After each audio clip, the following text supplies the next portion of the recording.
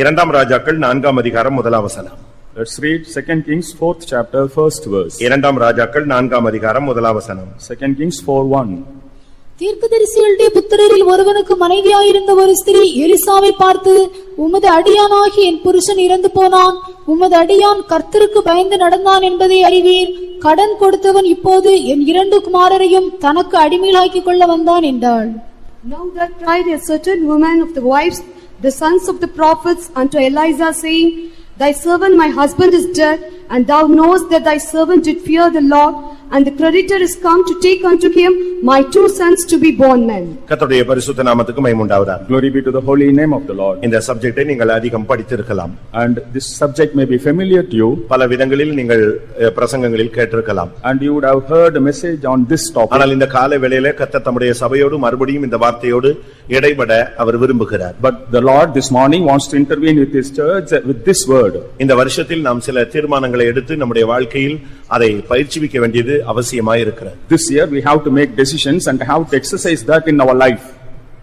ஆவிக்குரிய ஜீவியத்திலே கடந்து வர வளர்ச்சி அடைய விரும்புகிற தேவனுடைய ஜனங்கள் இந்த வசனத்தை நீங்கள் சரியான விதத்திலே கவனிக்கும்படியாக கேட்டுக்கொள்கிறேன். I request the spiritual people, those who want to grow in the spiritual life, to listen to this verse carefully. ஆவிக்குரிய வாழ்க்கையிலே நீங்கள் முன்னேற வேண்டும் விரும்பினால் தேவனுடைய வசனத்துக்கு நீங்கள் நடுங்கித்தான் ஆக வேண்டும். If you want to progress in the spiritual life, you have to embrace the word of God. இங்கே நாம் பார்க்கும் பொழுது ஒரு தீர்க்கதரிசி மரித்து போனான் என்று சொல்லப்பட்டிருக்கிறார். Here it is said that a prophet was dead. இன்றைய மெசேஜ் கடன். And today's message is this. இன்றைக்கு கர்த்தர் உங்களோடு கடன் காரியங்களை குறித்து பேச விரும்புகிறார். The Lord wants to speak to you today about the debts. ஆவிக்குரிய கடன் என்ன? What's the spiritual debt? பூமிக்குரிய கடன் என்ன? And what's the earthly debt? ஒரு விசுவாசிக்குரிய கடன் என்ன? And what's the debt of a ஒரு believer? ஊழியக்காரனுடைய கடன் என்ன? And what is the debt of a worker? இந்த கடன் இருந்தால் ஒருவன் பரலோகத்துக்கு போக இயலுமா? If he has this debt, can he go to the kingdom of God? இந்த கடன் இருந்தால் ஒருவன் பரலோகத்திலே கால் வைக்க முடியுமா? And if he has the debt, can he put his step in the heaven? இதை நாம் சிந்தித்து நாம் உணர்ந்து அதை கேட்டு அதை சரிப்படுத்திக் கொள்ள வேண்டியது நம்மேல் விழுந்த ஒரு கடமையா இருக்கிறது. It is our duty to listen to this and follow this. இன்னைக்கு நீங்கள் தேவனுடைய வார்த்தையை கவனியுங்கள். And you have to observe the word of God today. இங்கே ஒரு தீர்க்கதரிசி வாழ்ந்ததாக சொல்லப்பட்டிருக்கிறது. Here it is said that a prophet was dead. இந்த தீர்க்கதரிசி திடீரென்று அவனுடைய வாழ்வில் மரித்து போய்விட்டார். Suddenly this prophet was dead in his life. எதிர்பாராத ஒரு மரணம். It was an unexpected death. பழைய ஏற்பாட்டை நீங்கள் பார்க்கும் பொழுது when we see in the Old Testament, தீர்க்கதரிசிகளின் புத்திரர் என்கிற ஒரு கூட்டம் அந்தந்த ஊர்களில் இருந்தது. In every city there was a group called the sons of the prophets. இன்னும் சரியாய் சொல்ல போனால் ஒவ்வொரு ஊர்லயும் ஃபெய்த்தம் இருக்கிறது போல அந்த நாட்களிலே தீர்க்கதரிசிகளின் புத்திரர்கள் கூட்டம் கூட்டமாக ஒவ்வொரு பகுதிகளிலே வசித்தார்கள். As we have faith homes in every place, in those days the sons of prophets lived in groups in every city. அதை குறித்து நீங்கள் பார்க்க வேண்டுமானால், and if you want to study about that, இரண்டாம் ராஜாக்கள் 2ஆம் அதிகாரத்திலே நீங்கள் பார்க்கலாம். in 2 Kings 2nd chapter we can see about that. எரிகோவில் தீர்க்கதரிசிகளின் புத்திரர், and the sons of the prophets, பெத்தேலில் தீர்க்கதரிசிகளின் புத்திரர், sons of prophets in Bethel, கில்காலில் தீர்க்கதரிசிகளின் புத்திரர், sons of prophets in Gilgal. இப்படி ஒவ்வொரு ஊரிலும் இப்படி தேவனுடைய ஜனங்கள் கூடி வாழ்ந்தார்கள். In every city people of God gathered and lived like this. அப்படி வாழ்ந்து கொண்டிருந்த ஒரு மனிதன் திடீரென்று மரித்து போய்விட்டான். Such a man suddenly died one day. அவன் மரித்து போன பின்பு after he died, அவனுக்கு அடக்காராதனை முடிந்து விட்டது. The funeral service was over. நம்ம ஜனங்கள் சொல்ற மாதிரி மெமோரியல் சர்வீஸ் கூட முடிஞ்சிருச்சு. As we say, the memorial service also was over. Memorial service நடத்தணும்னு பைபிள் எங்கே இல்ல. In Bible it is not mentioned about the memorial service. நம்ம அது ஒரு சடங்காச்சாரமா நம்ம நடத்துறோம். 3ஆம் நாள், 7ஆம் நாள், 14ஆம் நாள்னு இதெல்லாம் பைபிள்ல கிடையாது. On 3rd or 7th or 14th day we follow it as a ritual, not mentioned in the Bible. போய் ஜஸ்ட் ஆறுதல் சொல்லலாம், அவ்வளவுதான். Just we can go and console. ஆனா இங்கே என்ன நடந்தது? But what happened here?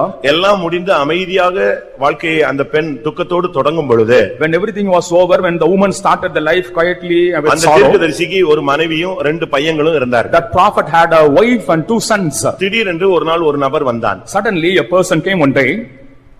உங்க புருஷன் என்னிடத்துல கடன் வாங்கி இருக்கிறாரு. Your husband has borrowed money from me. ஒன்னு கடனை கொடுங்க, either you repay the debt. அப்படி கொடுக்க உங்களுக்கு முடியலன்னா அந்த 2 பையங்களை என்கிட்ட கொடுத்துருங்க. If not possible, give your 2 sons to me.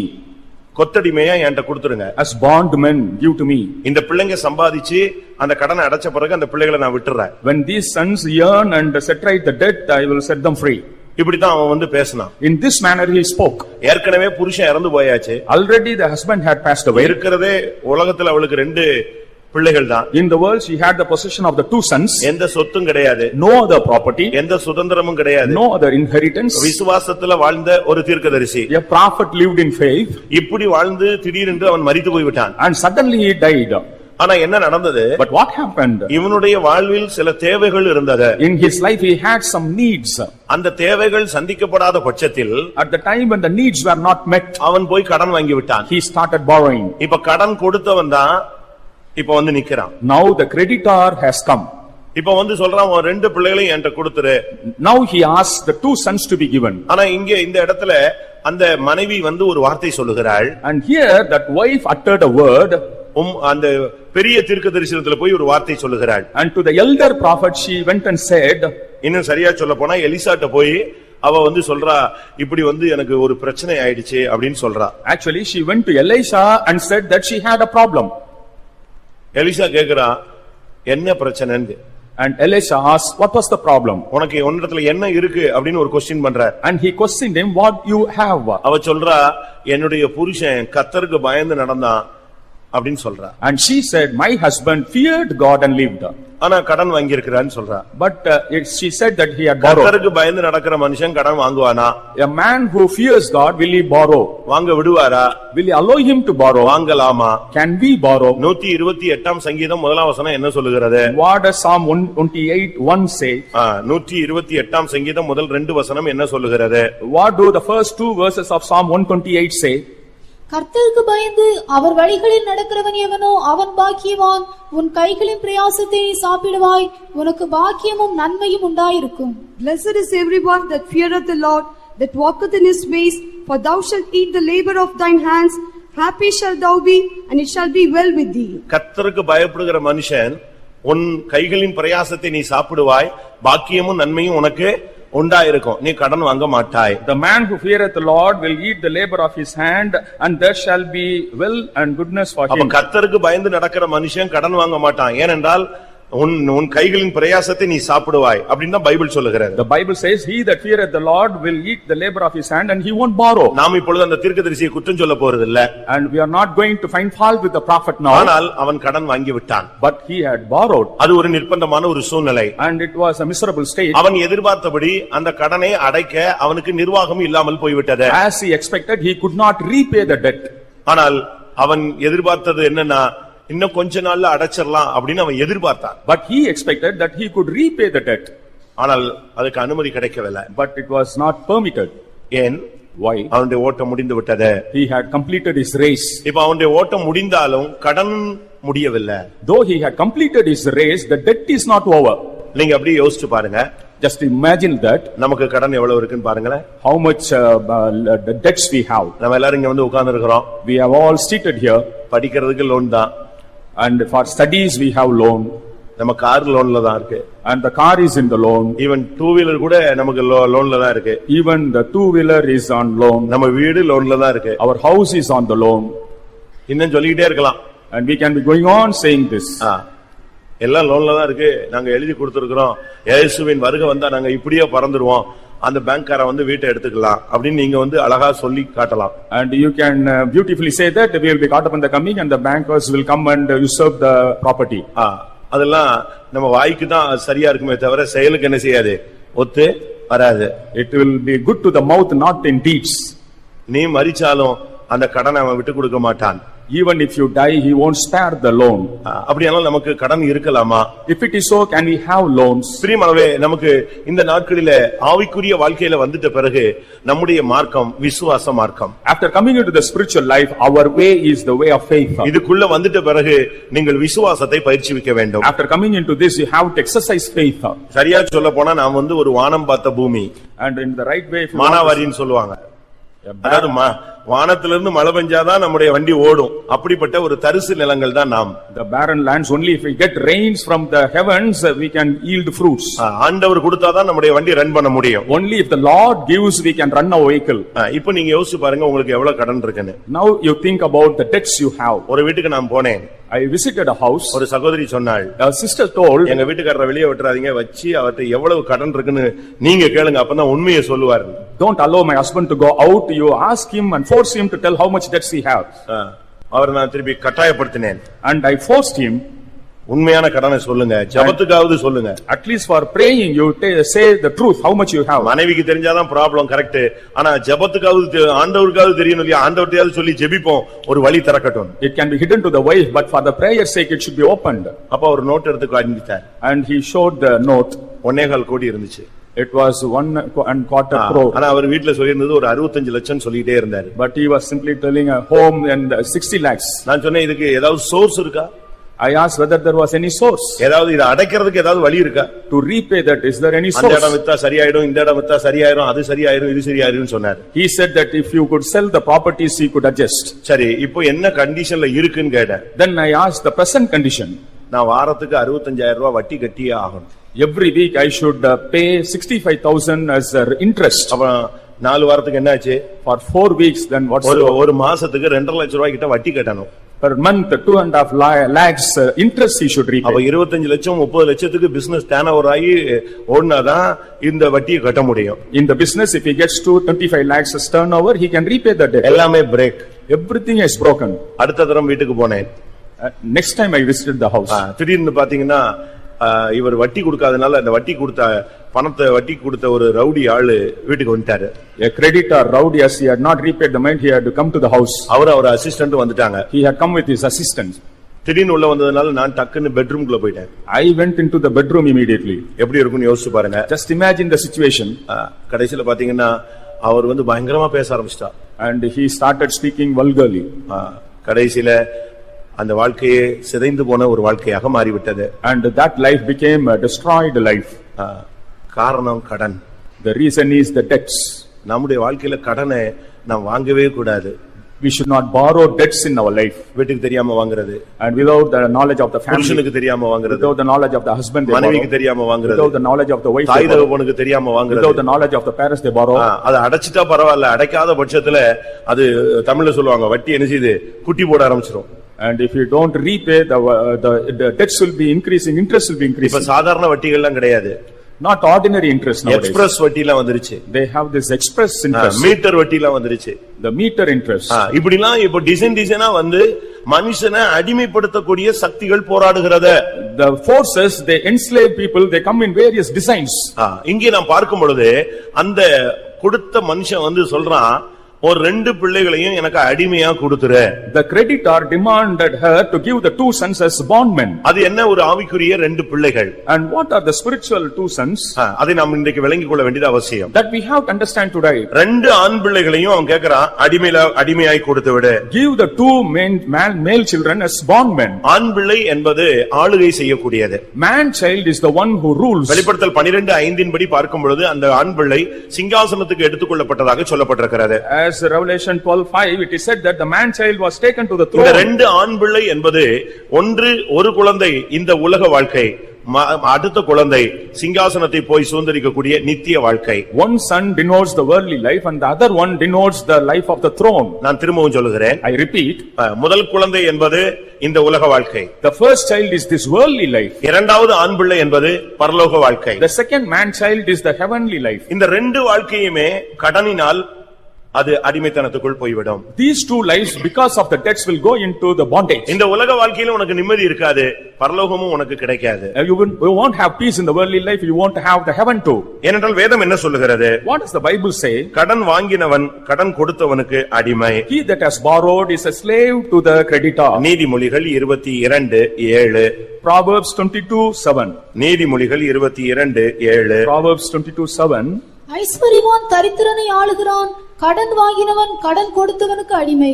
The rich ruleth over the poor, and the borrower is servant to the lender. கடன் கொடுத்தவன் கடன் வாங்கினவன் கடன் கொடுத்தவனுக்கு அடிமை. The borrower is servant to the lender.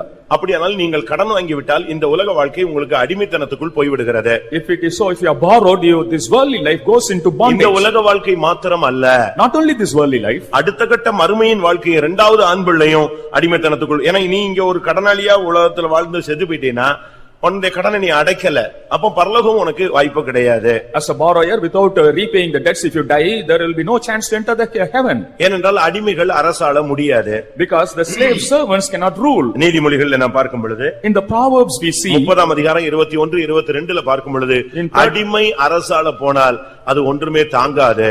in 30, 21, 22 we see that a servant cannot reign. பிரியமானவர்களே, நீங்கள் கடன் வாங்குவது ஒருவேளை சூழ்நிலைக்கு உங்களுக்கு சரியாக இருக்கலாம். Because of the situation you may borrow. நீங்க பிரசங்கத்தை நல்லா கவனிக்கணும். Listen to the message. என் பிரசங்கத்தை சரியா புரிஞ்சுக்காம நீங்க வேற ரூட்ல நீங்க பைபாஸ்ல போக கூடாது. And without understanding my message, you should not bypass. ஒருவேளை ஒரு சூழ்நிலையில் உங்க வீட்ல காசு இருக்கும், ஒரு இடத்துல நீங்க நிப்பீங்க, அந்த நேரத்துல உங்களுக்கு கையில காசு இல்ல அப்படின்னா நீங்க கைமாத்தாக வாங்குறது தவறல்ல.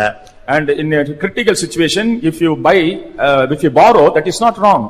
திருப்பி போய் நீங்க எடுத்து கொடுத்துறீங்க. And if you have money, you will go and take it. அது வட்டிக்கு வாங்குனதல்ல. It is not borrowing for interest. உன்னுடைய தேவைகளுக்காக அந்த நேரத்துல உன் கையில இல்ல, நீ உடனே வாங்கி கொள்ளுகிறாய். For your needs, at that moment you don't have money, so நம்ம டிராவலுக்கு வரும் பொழுது நம்முடைய பர்ஸோ ஏதோ மறந்து நம்முடைய மனித தவறு, ஹியூமன் எரர்ல விட்டுறோம், இல்ல மிஸ் ஆயிடுதுன்னு வச்சுக்கோங்க. And suppose we miss our money due to human error during our travel. அந்த இடத்துல ஒரு ஆள்கிட்ட உதவி வாங்கிட்டு திருப்பி கொடுக்கிறது என்ன கிடையாது, தவறு அல்ல. At that moment, getting a help from another person and returning that. அப்படி ஒரு ஆள் கேட்டா நீ கொடுக்கிறதும் தவறு அல்ல. And if anyone asks, if you give, it's not wrong. கைமாறு கருதாமல் என்ன செய்யுங்க, உதவி செய்யுங்க. Without expecting anything, you help. ஆபத்தில் உதவுவே சகோதரன் பிறந்திருக்கிறான். The brother is born to help at the time of ஒரு எமர்ஜென்சில உதவி செய்யறதுக்கு தான் உன்னை கர்த்தர் சகோதரனா பிறக்க வச்சிருக்கிறார், சகோதரியா பிறக்க வச்சிருக்கிறாரு.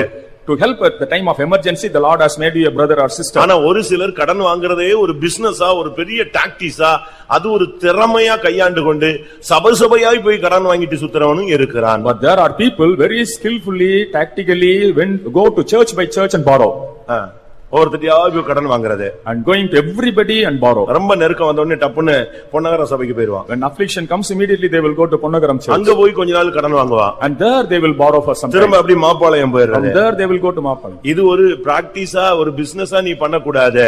You should not do it as a practice or business. ஒரு சிலர் கடன் வாங்கிட்டு கொடுக்க மாட்டாங்க. Some will not repay the debt. உன்னால முடிஞ்சா வாங்கிக்கோன்னு சொல்லுவாங்க. If possible, you get it back. இப்படி விசுவாசி பேசவே கூடாது. Believers should not speak so. இன்னும் ஓபனா நான் சொல்றேன். Openly I say. விசுவாசிகள் கொடுக்கல் வாங்கலே வைக்கப்படாது. And among believers there shouldn't be any giving or borrowing. ஒரு அந்நியன்ட்ட நீ வாங்கிட்டா கூட பிரச்சனை இல்ல, விசுவாசிட்ட கடன் வாங்கிட்டு இந்த இடத்துல வந்து இளைப்பாறுகிறதுக்கு நீ வர முடியாம ஓடக்கூடாது. And if you borrow from a believer, you cannot come here with the rest and go. அதே போல similarly, நீங்க கொடுத்து வாங்கி பிரச்சனைகளை ஊழியக்காரங்கிட்ட கொண்டு வரவும் கூடாது. And this problem of borrowing and giving should not be brought to the workers. ஒரே வண்டியில போவாங்க, and they will go in the same ஒரே வீட்ல தங்குவாங்க, stay in the same house, ஒரே பிளேட்ல சாப்பிடுவாங்க, eat in the same plate. பிரச்சனை அதிகமானவனே ரெண்டா பிரிச்சுக்கிட்டு நேரா பாஸ்டர்ட்ட வருவான். When problems increase, they will come to the pastor. நீ அதே மாதிரியே ஒரே பிளேட்ல சாகுற வரைக்கும் சாப்பிட்டே போயிடு. And eat in the same plate till you die.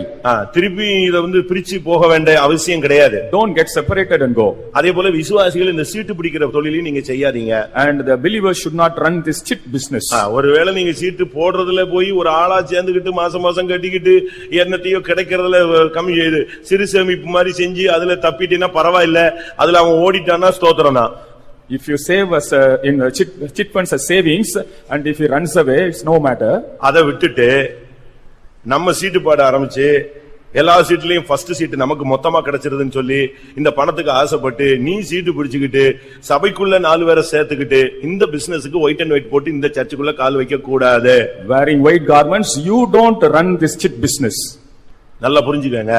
And understand clearly. யாராவது இருந்தா இன்னைக்கு வைண்ட் அப் பண்ணனும் இந்த business. If anyone is so, you wind up the business. இன்னைக்கு எல்லா காசையும் திருப்பி கொடுத்துட்டு அமைதியா விசுவாசியா வா, நீ பிசினஸ் மேனா சபைக்குள்ள வராத. Immediately return every money and come as a believer, not as a கர்த்தருடைய வீட்டை நீ வந்து வியாபார ஸ்தலமாய் மாத்த வேண்டாம். Don't make this house of the Lord the house of merchandise. சபைக்குள்ள பிசினஸ் பண்ணாதீங்க. Don't do business in the church. சபைக்குள்ள கொடுக்கல் வாங்கல் வைக்காதீங்க. Don't have giving and borrowing. அப்படி ஒரு சபையில ஒரு விசுவாசிக்கு நீ உதவி செஞ்சிட்டேனா அவன் கொடுக்காம போயும்போது ஸ்தோத்திரம் பண்ணக்கூடிய மனப்பக்குவம் இருந்தா நீ கொடு. If the believer doesn't repay, you should have a mind to praise the Lord. If it is so, you give.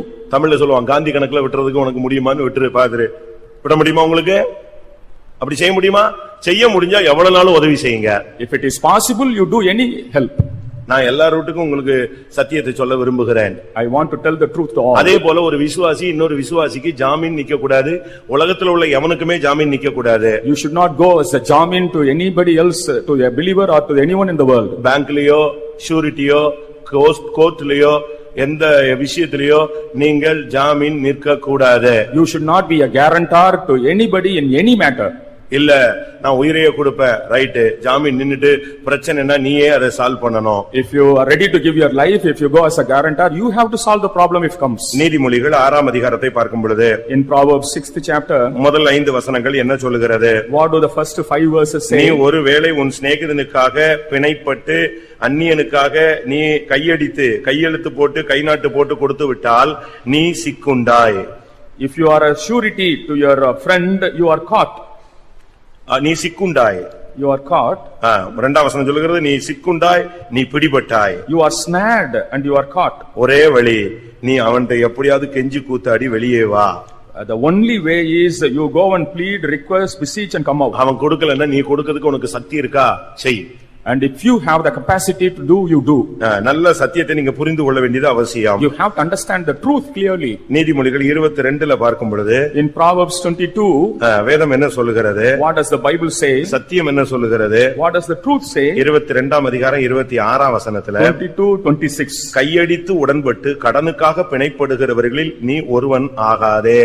Be not thou one of them that strike hands, them that are surety for அவன் debts. செலுத்தாம போய் நீயும் செலுத்த உனக்கு ஒண்ணுமில்லாம போயிட்டா பாய கூட உன் வீட்ல இருந்து தூக்கிட்டு போயிடுவான். If you both cannot repay, he will even take the mat out of your house. அதனால அப்படிதான் பைபிள் சொல்லுது. That's what the Bible says. அதனால இருக்கிற பாயையும் கூட நீ இழந்து போறதுக்கு இடம் கொடுத்து விடாதே. Don't give room to even take away your bed. யாருக்காவது போய் வண்டி வாங்குறதுக்கு, கார் வாங்குறதுக்கு, வீடு வாங்குறதுக்கு, கம்பெனி தொடங்குறதுக்கு, கோர்ட்ல கேஸுக்கு யோக்கியன்னு சொல்லி நீ போய் கையெழுத்து போடாதே. And don't go to as a surety to anybody to buy anything or in the court. இதெல்லாம் பைபிள்ல தெளிவாக சொல்லி இருக்கிறது. Everything has been said clearly in the Bible. ஒருவேளை நீங்கள் கடன் வாங்கி இருந்தால், suppose you have borrowed, முடிந்த அளவு திரும்ப கொடுத்து காம்ப்ரமைஸ் பண்ணுங்க. as far as possible repay and get compromise. ஒரு பைசா கூட நீ கொடுக்காம விடக்கூடாது. You should not spare even a single ஒருவேளை அந்த சகோதரனோ சகோதரியோ மன்னிச்சிட்டா பரவாயில்ல. If the brother or sister forgive, it's not a matter. ஒரு சிலர் வாங்கின கடனை கொடுக்கறதே கிடையாது. Some do not repay the debts. அந்த பிராக்டிஸ் தப்பு. And that practice is wrong. நீங்க வாங்குறது ஏதோ ஒரு சூழ்நிலையில வாங்கிட்டீங்க, ஆனா வாங்கின கடனை திருப்பி கூடாட்டா உனக்கு பேரு என்ன பேர் தெரியுமா? If you don't repay the debt you have borrowed, your name is 37ஆம் சங்கீதம் 21ஆம் வசனம் என்ன சொல்லுது? Psalm 37. 37ஆம் சங்கீதம் 21ஆம் வசனம். Psalm 37:21. துன்மார்க்கன் கடன் வாங்கி செலுத்தாமல் போகிறான். துன்மார்க்கன் கடன் வாங்கிட்டு அதை என்ன செய்ய மாட்டான்? செலுத்த மாட்டான். The wicked borroweth and pay it not. எப்படி இருக்கும் பாருங்க. Just imagine. அப்ப நீங்க கடன் வாங்கிட்டு செலுத்தாவிட்டால் உங்களுடைய பெயர் என்னது? உங்களுடைய பெயர் என்ன? துன்மார்க்கன். If you borrow and don't repay, your name is the wicked. ரொம்ப ரகசியமா போறது, ரகசியமா சுத்துறது, ரகசியமா கடன் வாங்கிடுறது. Secretly they move around, secretly they borrow. அது உலகம் ஒரு விசுவாசியை கெடுக்கிறதுக்கு இன்னைக்கு ரொம்ப வாய்ப்பு கொடுக்குது. The world gives a lot of chances to spoil a believer. நீங்க ₹1 கொடுத்தா car கொடுக்கறேங்கறான். If you give ₹1, they are ready to give a car. ஒண்ணுமே இல்லாம நீ வந்தாலும் கார் உனக்கு கொடுத்துறேங்கறான். Even without anything, if you come, he is ready to give a car.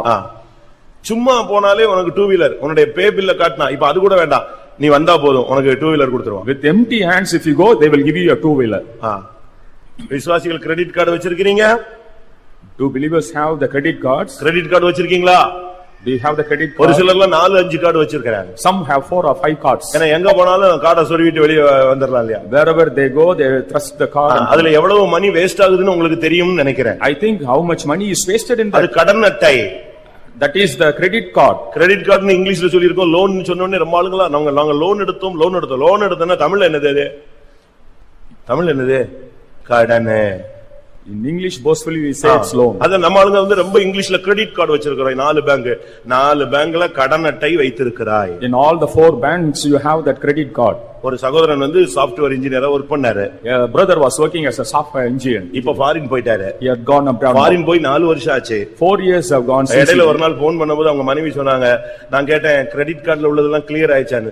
4 வருஷத்துல இப்ப நாங்க கொஞ்சம் கொஞ்சமா கழிச்சுக்கிட்டே வரோம். ஏன்னா அவ்வளவு வாங்கி இருக்கிறாரு அவரு. He had borrowed so much and slowly for the past 4 years they have been repaying. இதெல்லாம் பிசாசின் தந்திரம் பிரியமானவர்களே. These are all the cunning devices. நம்ம எங்கயாவது கடனாளியா மாத்தி எக்காலம் துணிச்சா போக விடாம தடுக்கிறதுக்கு இப்ப வேர்ல்ட் ஃபுல்லா கிரெடிட் கார்டு வந்துருச்சு. And the credit card has come to make us borrowers. நான் ஒரு இடத்துல இப்படி பிரசங்கம் பண்ணிட்டேன். அங்க உள்ள விசுவாசி எல்லாம் கொதிச்சு போய் அந்த சென்டர் பாஸ்டர் போய் என்ன கார்லாம் லோன்ல ஓடுதுங்கறாரு, வீடெல்லாம் லோன்ல ஓடுதாங்க. நான் சொன்னேன் சத்தியம் தான். நீ எந்த சென்டர் பாஸ்டர் சொல்லி என்ன ஆக போகுது? நீ இப்போ எக்காலம் துணிச்சா நீ என்ன செய்ய மாட்ட? போக மாட்ட. The truth is truth. When the trumpet is blown, you won't be caught up if you borrow. நல்ல சத்தியத்தை புரியுங்க. Understand the truth well. கடன் வாங்குறது நீங்கள் சூழ்நிலையில வாங்கினாலும் எவ்வளவு குயிக்கா கொடுக்கணுமோ அவ்வளவு குயிக்கா நீங்க கொடுத்திருக்கணும். இனிமேல் சாகர வரைக்கும் கடன் வாங்க கூடாது. அதுக்கு தான் இப்போ 1ஆம் தேதி பிரசங்கம். Though you have borrowed, you should quickly repay, and that is the message for this first month. You should not borrow more. வாங்கி இருந்தா இனிமே வாங்கி இருக்கிறத க்ளோஸ் பண்ணுங்க. இனி வாங்க மாட்டேன்னு ஒரு தீர்மானம் எடுங்க. Close what you have borrowed and decide you won't borrow. ஆண்டவர் பலகணியை திறக்கிறதுக்கு கமெண்ட் பண்ணுங்க. And command the Lord to open his windows. வானத்தின் பலகணிகளை திறக்கிறதுக்காக தேவ சமூகத்துல போராடுங்க. And you strive in the presence of the Lord. பரலோகத்தின் கதவை தட்டுங்க. Knock at the doors of the heaven. வெண்கல கதவுகளை உடைக்க சொல்லுங்க. Ask him to break the brazen இருப்பு doors. தாழ்பாள்களை முறிக்க சொல்லுங்க. Ask him to break the iron doors. வானத்தின் பலகணிகளை திறந்து இடங்கொள்ளாமல் போக மட்டும் ஆசீர்வதிக்க சொல்லுங்க. You ask the Lord to fill you with opening the windows of the heaven. அதை விட்டுட்டு கடன் வாங்கிக்கிட்டே போய்கிட்டு இருக்கிறாங்க. And leaving that they are going on borrowing. இப்ப நம்ம விசுவாசிகள் எல்லாம் ரொம்ப முன்னேறிட்டாங்க. Our believers are progressing very much. ஒருத்தர் ஒரு ஃபைல் கொண்டு வந்தாரு. A person brought a bag. என்னன்னு கேட்டேன். I asked what it was. நல்லா ஜெபம் பண்ணுங்க. அந்த மேனேஜர் கண்கள்ல தயவு கிடைச்சு எப்படியாவது இந்த லோன் அவன் சாங்க்ஷன் பண்ணி ஆகணும். Pray well, the manager should somehow sanction the loan. அந்த மேனேஜரை சந்திக்கிறதுக்காக இப்ப நான் ஜெபிக்கணும். I should pray. இந்த ஃபைலை நான் தொட்டு ஜெபிச்சு இதுல போட்டிருக்கிற அமௌண்ட் அவன் ஓகே பண்ணி உடனே கையில கொடுத்துடணும். And he should accept this and immediately sign. இந்த ஜெபத்தை ஆண்டவர் பலகணியில திறக்கிறதுக்காக ஜெபிச்சா கூட எவ்வளவு நல்லா இருக்கும்.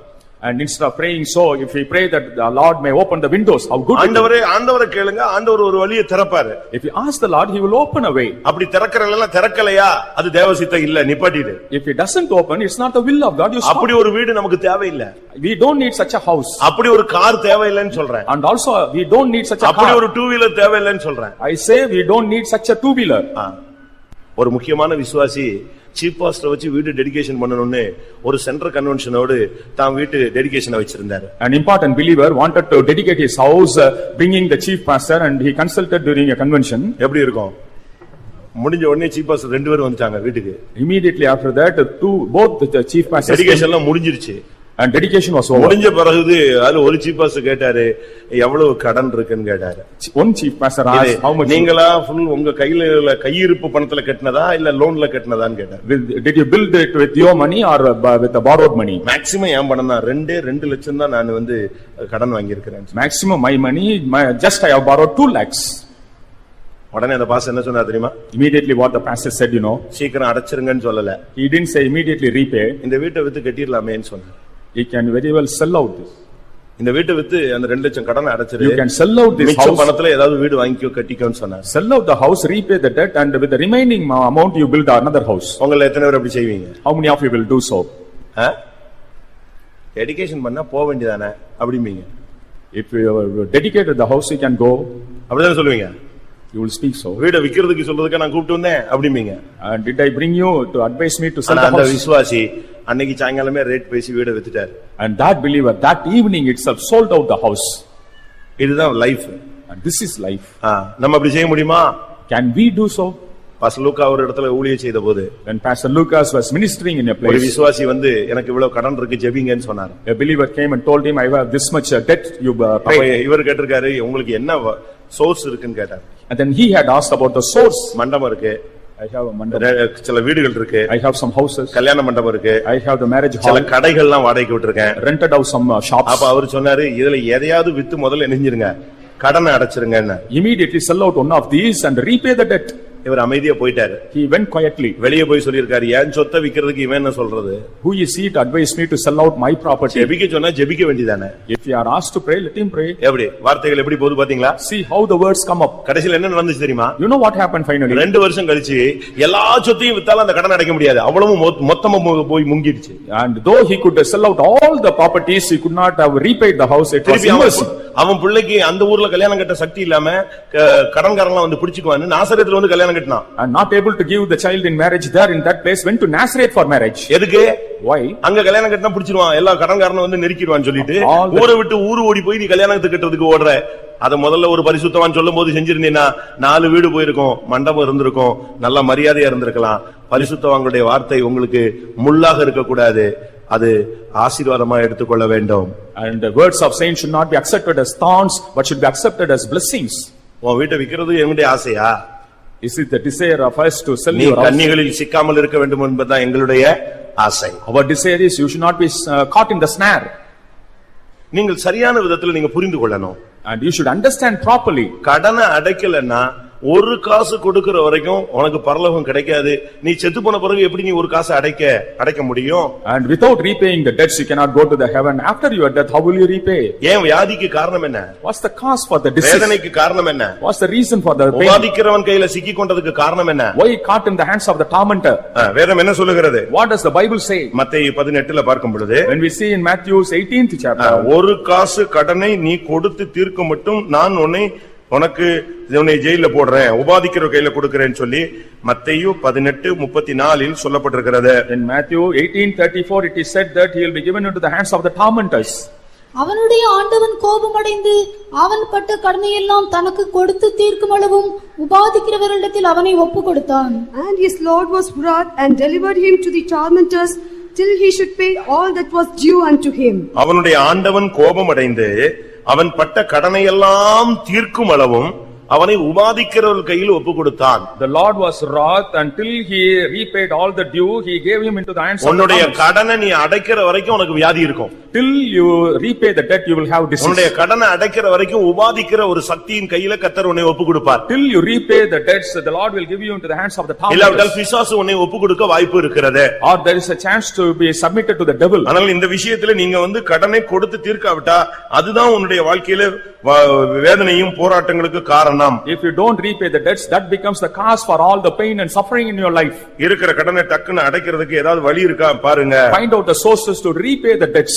இல்லாவிட்டால் ரொம்ப கஷ்டமா இருக்கும். Or else you have to suffer a lot. உன்னுடைய வாழ்க்கை மிகவும் மோசமாக போறதுக்கு முன்பாக நீ இன்றைக்கு உன்னை சரிப்படுத்திக்கொள். Before your life worsens you set right yourself.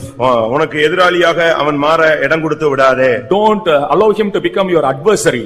லூக்கா 12:59 என்ன சொல்லுகிறது? What does Luke 12:59? நீ கடைசி காசை கொடுத்து தீர்க்கும் மட்டும் அவ்விடத்திலிருந்து புறப்பட மாட்டாய். எந்த இடத்திலிருந்து? சிறைச்சாலையிலிருந்து புறப்பட மாட்டாய். You won't depart from the prison till you pay back the last mite. அவன் உன்னை சிறைச்சாலையில் போடுவான். He will cast you into the நீ prison. கடைசி காசை கொடுத்து தீர்க்கும் மட்டும் நீ அந்த இடத்திலிருந்து புறப்பட முடியாது. Till you pay the very last mite you cannot depart from the prison. கடன் ஒரு உபாதிக்கிற சக்தி. The debt is a power of torment. கடன் ஒரு சிறைச்சாலை அனுபவம். And debt is the life of imprisonment. கடன் அடிமைப்படுத்தும் ஒரு வல்லமை. Debt is a force that will enslave. கடன் இருக்கிறவனை பிசாசு டச் பண்ண முடியும். And the devil can touch the borrower. உங்களுக்கு எல்லாருக்கும் நம்முடைய பழைய சபையினுடைய உபதேசம் தெரியும் நினைக்கிறேன். I think you know the old doctrine of our church. கடன் இருந்தா ராபோஜனம் எடுக்க கூடாதுன்னு முந்தியெல்லாம் இருந்துச்சு. இப்ப அப்படிலாம் இல்ல. எத்தனை கோடிக்கணக்கான கடன் இருந்தாலும் அவன் ராபோஜனம் எடுத்துட்டு போயிட்டே இருக்கிறான். In those days if you have debts you could not take part in the communion, but today with the crores of debts they take communion. பிரியமானவர்களே, கடன் என்பது ஒரு சாபத்தின் அடையாளம். Debt is a sign of curse. உபாகமம் 28:44. Deuteronomy 28:44. அவன் உன்னிடத்தில் கடன்படான், நீ அவனிடத்தில் கடன்படுவாய். அவன் தலையாயிருப்பான், நீ வாளாயிருப்பாய். He shall lend to thee and thou shalt not lend to him. He shall be the head and thou shalt not be the tail. இது சாபத்தினுடைய வார்த்தைகள். And this is the life of curse. நீ கடன் படுவாய். And you will borrow. நீ கடன் வாங்காதிருப்பாய் என்பது ஆசீர்வாதம். And you will not borrow is a blessing. கடன் கொடுப்பாய் என்பது ஆசீர்வாதம். You will lend is a blessing. ஆனா கடன் படுவாய், கடன் வாங்குவாய் என்பது சாபத்தினுடைய வார்த்தை. If the word that you will borrow is the word of curse. அப்படினால இந்த விஷயத்துல ரொம்ப கவனமாக இருக்கணும். So we have to be very careful in this. நான் திரும்பவும் சொல்றேன். I repeat. கடன் வாங்கிட்டா தயவு செய்து கடனை கொடுத்துருங்க. If you have borrowed, please repay the debt. கடன் வாங்கும்போது பாத்தீங்கன்னா அவனை புகழ்ந்து அவன் வீட்டுக்கு போய் நின்னு அவனுக்கு மரியாதை செலுத்தி அவன் கால்ல விழுந்து அவனை கெஞ்சி கூத்தாடி வாங்கிடுவான். When they borrow, they will request, they will honor him and they will somehow borrow.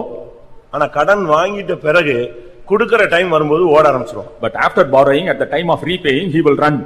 அப்படிதானே? நம்ம பைபிளை விட தள்ளுபடி ஆகமத்துல இந்த ஆளுங்களை பத்தி ரொம்ப தெளிவான வார்த்தைகள் இருக்கு.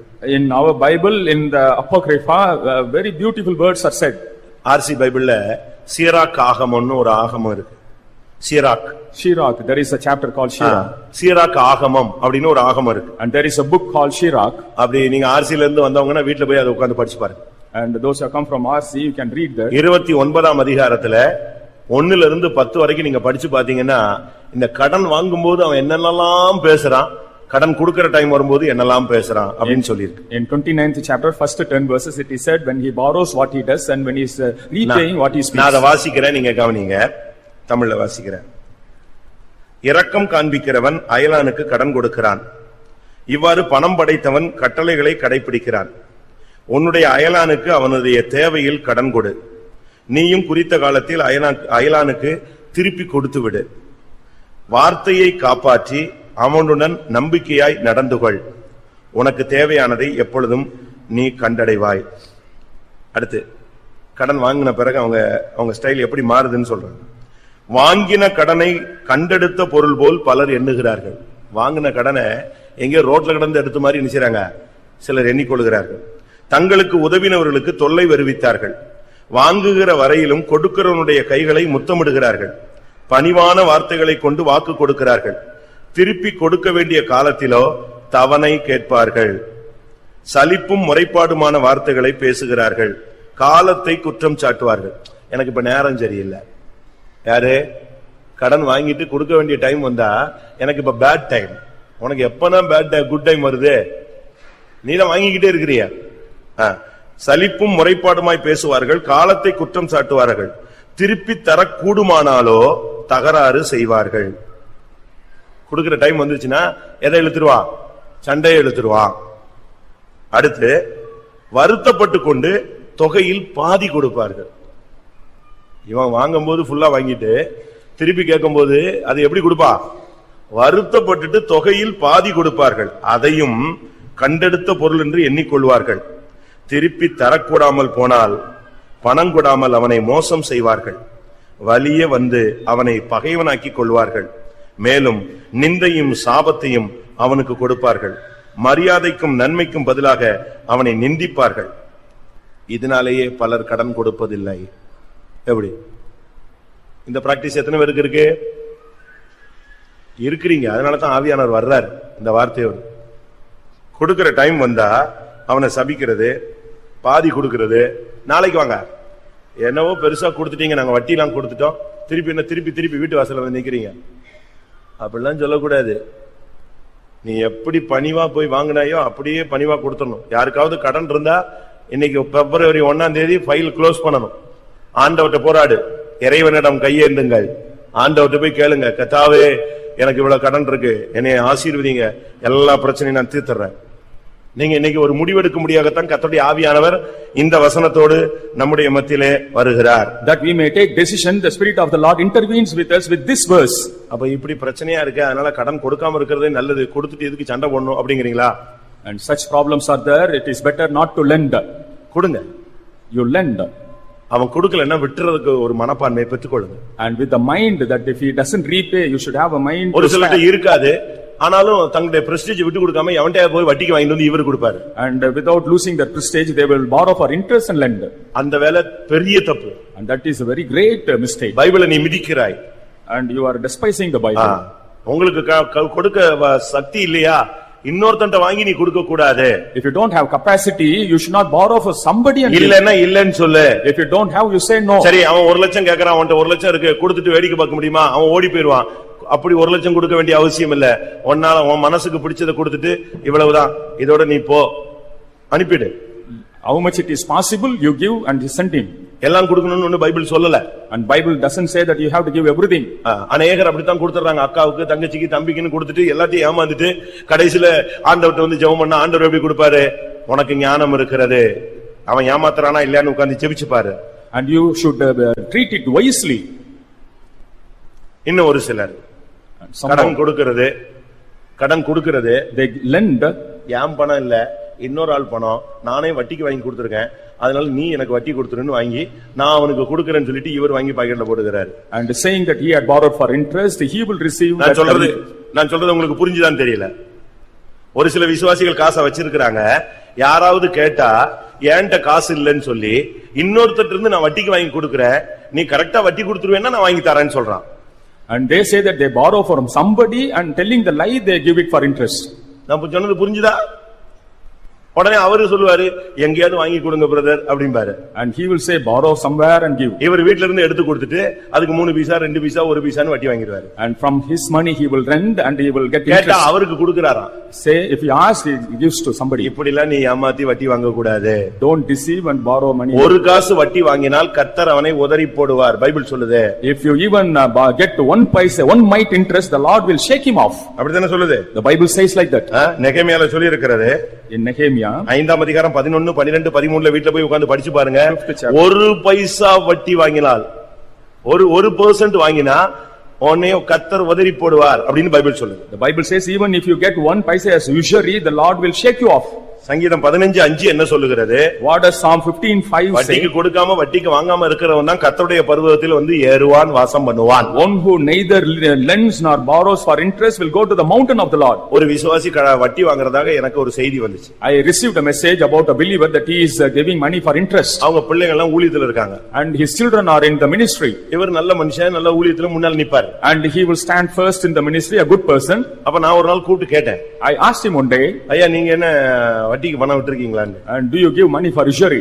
இல்லவே இல்லன்றார். He refused. இல்லையே, நான் நம்ப தகுந்த செய்தி இருக்குது. And I have some dependable அதுவா, அது ஒருத்தனுக்கு பணம் கொடுத்திருக்கிறேன், என் பணம்னு சொன்னா அவன் என்ன செய்ய மாட்டான், தரமாட்டான், என்னை ஏமாத்திடுவான். அதனால இன்னொருத்தர் பணம்னு சொல்லி இருக்கிறேன். I have told a lie that money is somebody's and I have given.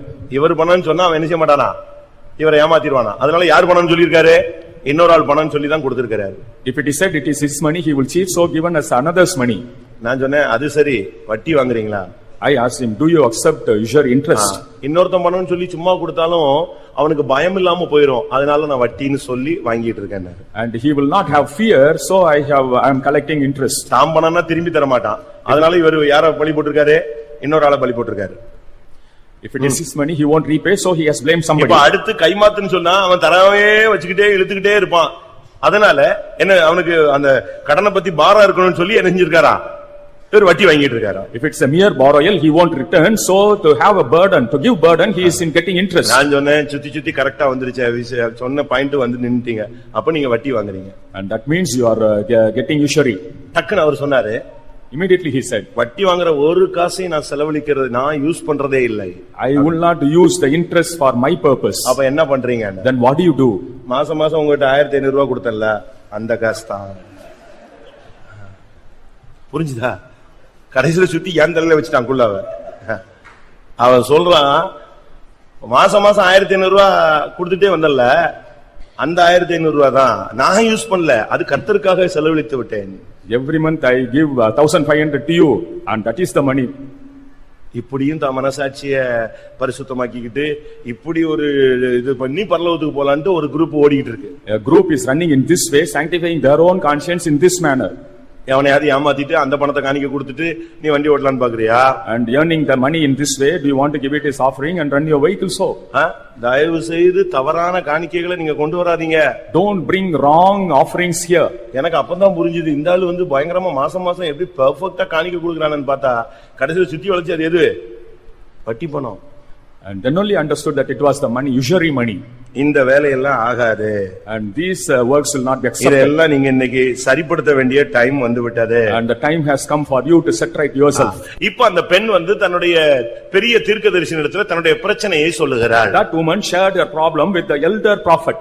புருஷன் செத்தாச்சு, husband has passed away, ரெண்டு பிள்ளையும் அடிமைத்தனத்துக்குள்ள போக போகுது, 2 sons are going into வாழ்க்கை ஒரு கேள்விக்குறியாய் நின்று கொண்டிருக்கிறது, life is a question mark, அவளுக்கு வேற எந்த சொந்தக்காரன்டையும் போக முடியல, she could not go to the relatives, இவ சைடுல சப்போர்ட் பண்றதுக்கு ஆள் இல்ல, no one to support on her side, புருஷன் சைடுல சப்போர்ட் பண்றதுக்கு ஆள் இல்ல, no one to support from the husband side. எல்லா தீர்க்கதரிசிகளுக்குமே அனுதினப்படிதான் தேவன் கொடுத்துக்கிட்டு வர்றாரு, and the Lord was giving everyday wages to every prophet, இப்ப வேற வழியே கிடையாது, and no other way. இதே போன்ற நிலவரத்திலே अनेक தேவனுடைய பிள்ளைகள் கடன்ல சிக்கி இருக்கிறார்கள், and many children of God are found in the similar state. சரியான வருமானம் இல்ல, no proper income, சரியான சொத்துக்கள் இல்ல, no proper assets, சரியான தேவைகள் சந்திக்கப்படல, the needs are not met, தேவைகளுக்கும் வருமானத்துக்கு அதிகமாக கடன் இருக்கிறது, and they have debts more than their income. அப்ப அதை எப்படி சரிப்படுத்துறது? then how they will set right? ஒருவேளை உங்களுக்கு சோர்ஸ் இருந்தா இன்னைக்கு அதை அதை சரிப்படுத்திருங்க. If you have a source, immediately today itself set right that. வீட விக்க முடிஞ்சா வித்து கடன் அடைச்சிரு. If you can sell out the house, you sell out and நிலத்தை repay. விக்க முடிஞ்சா வித்து கடன் அடைச்சிரு. Sell out the land and repay.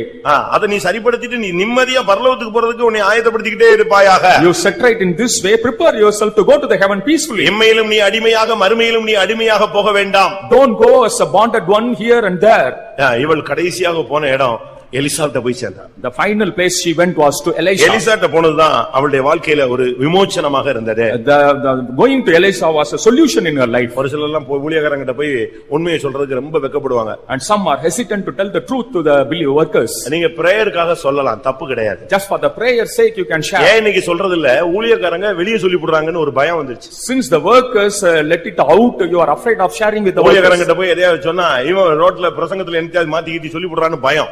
And they are afraid the workers will speak about that in the message. இல்லட்ட பக்கத்து வீட்டுக்காரனை கூப்பிட்டு சொல்லிடுவாங்க, மனைவியை கூப்பிட்டு புருஷனை கூப்பிட்டு சொல்லி விட்டுருவாங்க. And they will inform the neighbor or the husband or wife. அது தப்பு. And that's wrong. அதனால தான் ஊழியக்காரங்களை நம்பி அநேகர் வந்து இன்னைக்கு சொல்றது இல்ல. And that's why many do not trust the workers of God. ஆனா இந்த தீர்க்கதரிசியை நம்பி அவள் போனாள். But trusting this prophet she went. தன்னுடைய பிரச்சனையை அவள் அழகாக சொன்னாள். And beautifully she presented her problem. அப்ப அவன் கேட்டான், நான் உனக்கு என்ன செய்ய வேண்டும்? Then he asked what he could do for her. என்னிடத்துல வந்திருக்கிற, You have come to me. நான் ஒரு தேவனுடைய ஊழியக்காரன். I am a worker of God. உனக்கு கொடுக்கும்படியாக சரீர பிரகாரமாக பணமோ பொருளோ என்கிட்ட கிடையாது. Physically material things I do not have to give unto you. ஆனா நான் என்ன செய்யணும் நீ விரும்புகிற? What shall I do for you?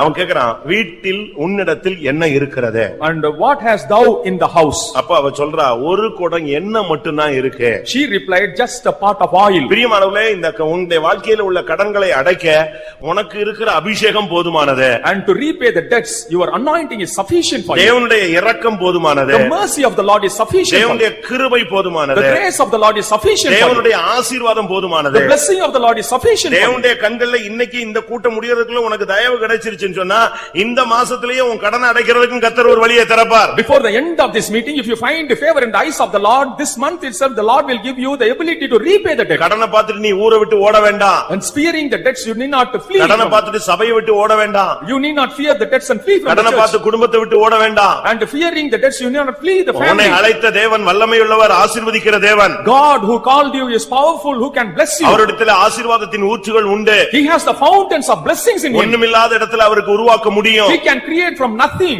இல்லாத இடத்துல இருக்கிறதா அழைக்க முடியும். He can call nothing, everything from நீ nothing. ஒரு ஜீரோல இருந்தாலும் கர்த்தர் அதுல நம்பரை போட்டு உன்னை பெரிய ஆளா மாற்ற முடியும். You may be a zero before you, the Lord can place the digits and make you great. தேவனாலே எல்லாம் கூடும் என்று விசுவாசியுங்கள். You believe everything is possible with ஒருவேளை God. அதுக்குரிய வழியே உனக்கு இல்லாம இருக்கலாம். You may not have the chances of our life. அவாந்தர வழியிலே அவருக்கு வழி உண்டு. He has way in the wilderness. கன்மலையில் அவருக்கு வழி உண்டு. He has the way in the rock. நடுக்கடலிலே அவருக்கு வழி உண்டு. He has his way in the sea. ஆகாயத்திலே அவருக்கு வழி உண்டு. He has his way in the heaven. அப்படியானால் உன்னுடைய கடனை அடைக்க அவருக்கு வழி உண்டு. If it is so, certainly he has a way to repay your debt. ஒரு மனிதனுக்கு இன்னொரு மனிதனுடைய கடனை அடைக்க சக்தினா உன்னுடைய கடனை அடைக்க தேவனுக்கு சக்தி இல்லையா, வழி இல்லையா? If one man has the ability to repay the debt of another, can't God do that for you? உன்னுடைய அபிஷேகத்தை நீ பயன்படுத்து.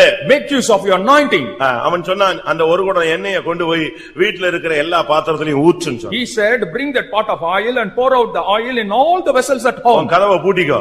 She would lock the door. பக்கத்து வீட்ல இருந்து எல்லா குடத்தையும் வாங்கிட்டு வா. Bring all the vessels from the நீ neighborhood. பாட்டுக்கு வெறும் பாத்திரங்களை கொண்டு வந்து நிரப்பிக்கொண்டே இரு. Keep all the vessels filling.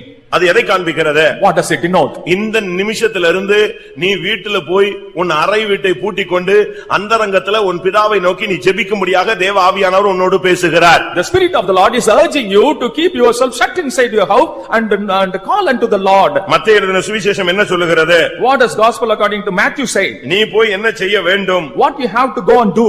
உன் வீட்டை பூட்டு. You lock your door. ஆண்டவருடைய சமூகத்துல அந்தரங்கத்துல தேவனை நோக்கி கூப்பிடு. And you call unto the Lord secretly. 2 ராஜாக்கள் 4:4 வேதம் என்ன சொல்லுகிறது? In 2 Kings 4, 4:4 என்ன சொல்லுகிறது? 4:4, உள்ளே போய் உன் பிள்ளைகளுடன் உள்ளே நின்று கதவை பூட்டி அந்த பாத்திரங்களை நிறைத்து நிறைத்து வை. You go inside, thou shalt shut the door upon thee, upon the sons, and you can fill the vessels. இதை குறித்து மத்தேயு எழுதின சுவிசேஷத்தில் நாம் பார்க்கும் பொழுது About this in the gospel according to வேதம் Matthew, என்ன சொல்லுகிறது? what does the Bible say? 6ஆம் அதிகாரம் 6ஆம் வசனத்திலே In 6:6, நீயோ ஜெபம் பண்ணும்போது உன் அறை வீட்டுக்குள் பிரவேசித்து உன் கதவை பூட்டி அந்தரங்கத்தில் இருக்கிற உன் பிதாவை நோக்கி ஜெபம் பண்ணு, அப்பொழுது அந்தரங்கத்தில் பார்க்கிற உன் பிதா வெளியரங்கமாய் உனக்கு பலன் அளிப்பார். you go into the house, close yourself, and pray unto the Father in secret. The Father in secret shall reward you openly. உனக்கு அபிஷேகம் இருக்கிறது, You have the anointing, உனக்கு தேவனுடைய தயவு இருக்கிறது, and you have the favor of the உனக்குள் Lord. விசுவாசம் இருக்கிறது, You have a faith. உனக்குள்ள இருக்கிற அந்த ஒரு குடத்தை வைத்தே கர்த்தர் பெரிய காரியங்களை செய்ய முடியும். With that one part in you, the Lord can do great things. விசுவாசத்தை வைத்து நீ செயல்படுத்து. And exercise your faith. உன்னுடைய பிசினஸ் கர்த்தர் இன்றைக்கு தொடுவார். The Lord will touch your business today. உன்னுடைய கம்பெனியை கர்த்தர் தொடுவார். The Lord will touch your company today. உன்னுடைய ஆபீஸை கர்த்தர் தொடுவார். The Lord will touch your office today. உன்னுடைய பிசினஸ் சென்டர்ல தேவனுடைய பாதங்கள் படும். In the business center, the feet of the Lord will touch them. இதுவரைக்கும் கடன் வாங்கின நீ கடன் கொடுக்க கூடியவனாய் கர்த்தர் உன்னை மாற்ற முடியும். So far you are a buyer, you will become a lender. அப்படி நான் தேவனை விசுவாசிக்கிறேன், நான் ஆராதிக்கிற தேவன் உண்மையுள்ளவர் என்று விசுவாசிக்கிற கரங்களை உயர்த்தி அல்லேலூயா சொல்லுங்கள். Hallelujah. இன்றைக்கு தேவன் உன்னுடைய வழிகளை திறக்க போகிறார். Today the Lord is going to open your ways. அந்த ஒரு குடம் எண்ணெயை வச்சுக்கிட்டு ஒரு குடம் தான் இருக்கு, ஒரு குடம் தான் இருக்கு, ஒரு குடம் தான் இருக்குன்னு நீ துக்கப்பட்டு கொண்டிருக்க வேண்டாம். Don't be lamenting with one part of oil. ஒண்ணுமில்லாத இடத்துல உருவாக்குற தேவன் இந்த ஒரு குடம் எண்ணெய் மூலமா எவ்வளவு காரியம் செய்ய The முடியும். Lord who can create from nothing with this one part can do many great things. உன்னுடைய ஜெபத்தை கூட்டு, And increase your prayer. உன்னுடைய பிரைசிங்க கூட்டு, Increase your praising. உன்னுடைய விசுவாசத்தை அதிகரிக்க பண்ணு. Increase your faith. ஆண்டவருடைய கிருபையை அளவில்லாமல் பெற்றுக்கொள். Receive the grace of God abundantly. வேதத்தை அதிகமாய் வாசி. Read the Bible more. நீ செய்வதெல்லாம் வாய்க்கும். Whatever you do shall அப்பொழுது நீ prosper. புத்திமானாய் நடந்து கொள்வாய். Then you will be wise. கர்த்தர் ஆசீர்வதிச்சா எவனுமே தடுக்க முடியாது. If the Lord blesses, no one can stop it. அவருக்கு எந்த ரூட்லயும் உன்னை ஆசீர்வதிக்க முடியும். He can bless you in any route. நீ ஒண்ணுமே இல்லனாலும் அங்கேயே ஒரு ஆசீர்வாதத்தை தேவனால் கொண்டு வர முடியும். Even if there is nothing, there He can bring the blessing. நமக்கு தான் அதை கேட்கிற விசுவாசம் இல்லாம போகுது. But only we don't have the faith to ask for. நம்ம ஜெபம் எல்லாம் அற்பமான ஜெபங்கள். Our prayers are very mean, cheap நீங்க prayers. கொரியால பால் யாங்கிச்சோ கேள்விப்பட்டிருப்பீங்க. You would have heard about Paul Yang-cho of இப்பொழுது Korea. அவர் ஒரு பெரிய பிரசித்தி பெற்ற ஊழியர். And he is a popular preacher. ஆரம்ப காலங்கள்ல ஒரு ஹவுசிங் போர்டு வீட்ல தான் தங்கி இருந்தார். Initial days he was dwelling in a housing board மேல house. உள்ள வீட்டு சாக்கடை தண்ணி இவர் வீட்டுக்குள்ள வந்துரும். The drainage will come into his house from the upper floor. அப்ப அவர் ஒரு நாள் ஜெபிச்சாராம். And one day he prayed, நான் ஒரு ஊழியக்காரன், I am a worker of God. எனக்கு சிட்டிக்குள்ள ஒரு ரூம் கொடுக்க கூடாதா சுவாமி? Won't you give a room in the ஒரு city? பழைய ரூமாவது கிடைக்க கூடாது? ஒரு சின்ன ரூம் கொடுத்தா நான் ஜனங்களை அங்க சந்திப்பேன்ல. Just if you give me an old small room, I will meet the people there. திருப்பி ஜெபம் பண்ணாராம். And again he prayed. அப்படி ஒரு ரூம் கொடுத்து ஒரு பழைய டேபிள் ஒரு 2 பழைய சேர் கொடுத்தா கூட எவ்வளவு நல்லா இருக்கும்.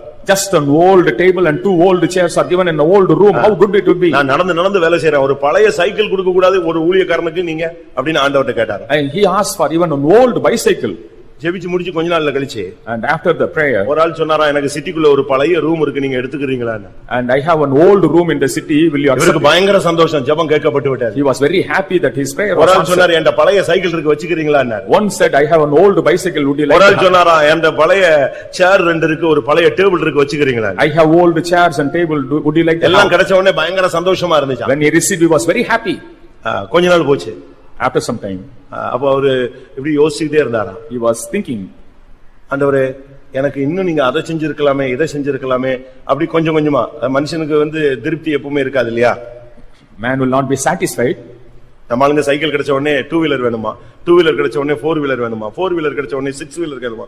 அது பிறகு நான் நடந்தே போக முடியாது, கார்லயே போக முடியாது, ஃளைட்ல தான் போகணும்னு ஜெபம் பண்ணுவோம்.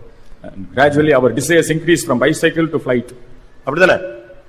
அதே மாதிரி இவர் ஒரு நாள் உட்கார்ந்து யோசிச்சாராம். அப்ப ஆண்டவர் சொன்னாராம், நீ என்கிட்ட பழைய ரூம் கேட்ட கொடுத்துட்ட, பழைய சைக்கிள் கேட்ட கொடுத்துட்டேன், பழைய சேர் கேட்ட கொடுத்துட்டேன், நீ கேட்டதெல்லாம் பழசு, நான் உனக்கு கொடுத்துட்டேன்னு சொன்னான். You asked for only old things, I have given all the old things to you. அப்ப பெரிய தெய்வத்தை நம்ம வச்சுக்கிட்டு பெரிய காரியங்களை எதிர்பார்க்காம, ஆண்டவரே ஒரு சைக்கிள் தாங்க சுவாமி, டெய்லி காத்து பஞ்சர் போனா கூட நம்ம காத்து அடிச்சு ஓட்டிக்கிறேன்னு தான் நம்ம ஜெபம் பண்றோம். And we are asking for old cycle from our great God. அப்பதான் அவர் சொன்னாரா, ஆண்டவரே இந்த கொரியாவையே எனக்கு தாங்க. Then he asked, Lord, give இந்த me the தேசத்தை whole எனக்கு Korea. தாங்கன்னு ஜெபிச்சார். Give me the whole land, he asked. இப்ப பாருங்க, லட்சக்கணக்கான விசுவாசிகளை தந்து அந்த தேசமே அவர் கையில வந்துருச்சு. And now he has lakhs of believers there. நீங்கள் தேவனை விசுவாசியுங்க, Believe the Lord. பாசிட்டிவாவே விசுவாசியுங்க. You positively believe the Lord. நீங்க வீட்டுக்கு போயிட்டு இவ்வளவும் பேசிட்டு வீட்டுக்கு போயிட்டு சண்டை போடக்கூடாது, கடன் பிரச்சனையில சண்டை போடக்கூடாது. Listening to this, going home, you should not quarrel over debts. Pastor சொல்லிட்டாரு பாத்தீங்களா, எல்லாத்தையும் வித்துரு அப்படின்னு வீட்டுல போய் ஸ்டார்ட் பண்ணக்கூடாது. Immediately you should not saying start, you have to sell out everything. இனிமே எங்க வீட்டுல போய் காசு வாங்கிட்டு வந்து சொல்லக்கூடாது அப்படின்னு சொல்லக்கூடாது. Should not ask me to go to my house and get money. நம்ம ஆளுங்க வந்து அப்படியே வித்தியாசமா தான் அவங்களுடைய வியூ எப்படி உட்கார்ந்துருக்காங்களோ தெரியாது, கண்ணாடி என்ன போட்டிருக்கான்னு தெரியாது. And they will be having diverse views. சத்தியத்தை சரியா விளங்கிக் கொள்ளுங்க. Understand the truth properly. ரெண்டு பேரும் சேர்ந்து வீட்டை பூட்டி உட்கார்ந்து ஜெபிக்கணும்னு பைபிள் சொல்லுது. Bible says both together. நீயும் உன் பிள்ளைகளும் அறை வீட்டை பூட்டி கொண்டு என்ன செய்ய, அந்த எண்ணெய ஒவ்வொரு குடமா ஊத்து. You and your children close the door and உட்காருங்க. புருஷனும் மனைவியும் பிள்ளைகளும் தேவ சமூகத்துல உட்காருங்க. All husband, wife and children sit in the presence of the Lord. ஒரு சிலர்லாம் பிள்ளைகளுக்காக கடனை கணக்கு வழக்கெல்லாம் வாங்கி கொடுக்கறாங்க. And for the sake of the children they borrow a lot. அந்த பிள்ளை வந்து பெரிய ஜமீன்தார் வீட்டு பிள்ளை மாதிரி வளர்க்கிறது. And the child is brought up as a zamindar's child. இந்த பணம் வந்தது எப்படின்னு அந்த பிள்ளைக்கு தெரியாது. And the child doesn't know how the money comes. கடன் வாங்கி ஃபீஸ் கட்டறன்னு அந்த பிள்ளைக்கு தெரியாது. And doesn't know how to repay the debt. அந்த பிள்ளைய ராயலா வளர்க்கிறது. And in a royal manner the child is அதுக்கு பிறகு அது ராயலா விரும்பும் பொழுது வாங்கி கொடுக்க முடியலன்னு சொன்னா வீட்ல பிரச்சனைகள் வருகிறது. And later if she demands something they are not able to give that. நல்லா சத்தியத்தை நீங்க புரிஞ்சு கொண்டு பிள்ளைகளை, அந்த பிள்ளைகளுக்கு உங்களுடைய கஷ்டம் தெரியணும். Understand the truth and teach the truth. இல்லனா அந்த பிள்ளைகளும் சேர்ந்து அடிமைத்தனத்துக்குள்ள போய்விடும். If they don't understand they will go into the bondage. கர்த்தர் என்ன சொன்னாரு? What did the Lord say? தீர்க்கதரிசி மூலமா என்ன சொன்னாரு? Through the prophet, எல்லாத்தையும் நிரப்பு. you fill everything. எல்லாத்தையும் நிரப்பிக்கிட்டே இருந்தாங்க. And she was going on எல்லா filling. பாத்திரமும் நிரம்பின பொழுது எண்ணெய் நின்று போயிற்று. When all the vessels are full, the oil stopped. நல்ல கடன் வாங்குனவங்க இப்பதான் நீங்க சப்ஜெக்ட்டுக்கு வர போறீங்க, கிளைமாக்ஸ்க்கு வர போறீங்க. The borrowers are going to come to the climax now. பிரசங்கத்தினுடைய மெசேஜ்னுடைய கிளைமாக்ஸே இப்பதான் இருக்கு. The climax of the message is now coming. என்ன நடக்கும் தெரியுமா? You know what would happen? நம்ம ஆளுங்களுக்கு இந்த கடன், இந்த ஆசீர்வாதம் வந்துட்டா அதுக்கு பிறகு ஊழியக்காரன்ட்ட வர மாட்டான். When the blessings come, our people will not come to the servants of God. அதான், ஆனா அந்த பெண் அப்படிப்பட்ட பெண் அல்ல. And that woman is not like that. ஒரு சிலருக்கு காரியம் ஆகுற வரைக்கும் அப்படியே faith homeல உட்கார்ந்திருப்பாங்க. As long as the matter is done, they will be in the faith home. ஒரு விசுவாசி வந்து என்ன சொன்னாரு? A believer told me, இந்த 10:30க்கு கார்ல ஒருத்தன் வர்றான் பாத்தீங்களான்னு கேட்டாரு. at 10:30 a person comes into a car. Haman. Yes. ஒரு காலத்துல இவன் சைக்கிள்ல தான் வந்துட்டு இருந்தான். Once he was coming in a cycle. 8:45க்கு இங்க முழங்கால்ல நிப்பான். At 8:45 he will stand on the knees. எல்லா brothers prayerலயும் இவன் தான் முதல் ஆளா உட்கார்ந்திருப்பான். He will be the first one in all the brothers. இவன் தான் பாய் போட்டுக்கிட்டு இருப்பான். He will be spreading the mat. கர்த்தர் அவனுடைய சிறுமையை பார்த்து ஆசீர்வதிச்சாரு. Seeing his simplicity, the Lord blessed him. இப்போ சண்டே சர்வீஸ்க்கு எத்தனை மணிக்கு தான் வராரு? For Sunday service. எத்தனை மணிக்கு தான் வராரு? At what time he comes? 10:30க்கு தான் வர்றாரு. Only at 10:30. ஆசீர்வாதம் கூடி போச்சு. இப்போ தேவ சமூகம் விலகி போயிருச்சு. Blessings has increased and the presence of God is lost. அதுபோல ஒரு சில விசுவாசிகள் பிரச்சனையான நேரத்துல தேவ சமூகத்துக்கு வருவாங்க. ஆசீர்வாதம் வந்த உடனே வேற ரூட்ல போய்டுவாங்க. Believers at the time of problem they will come to the presence of God. When they receive the blessing they will go in a different route. இங்க என்ன நடந்தது?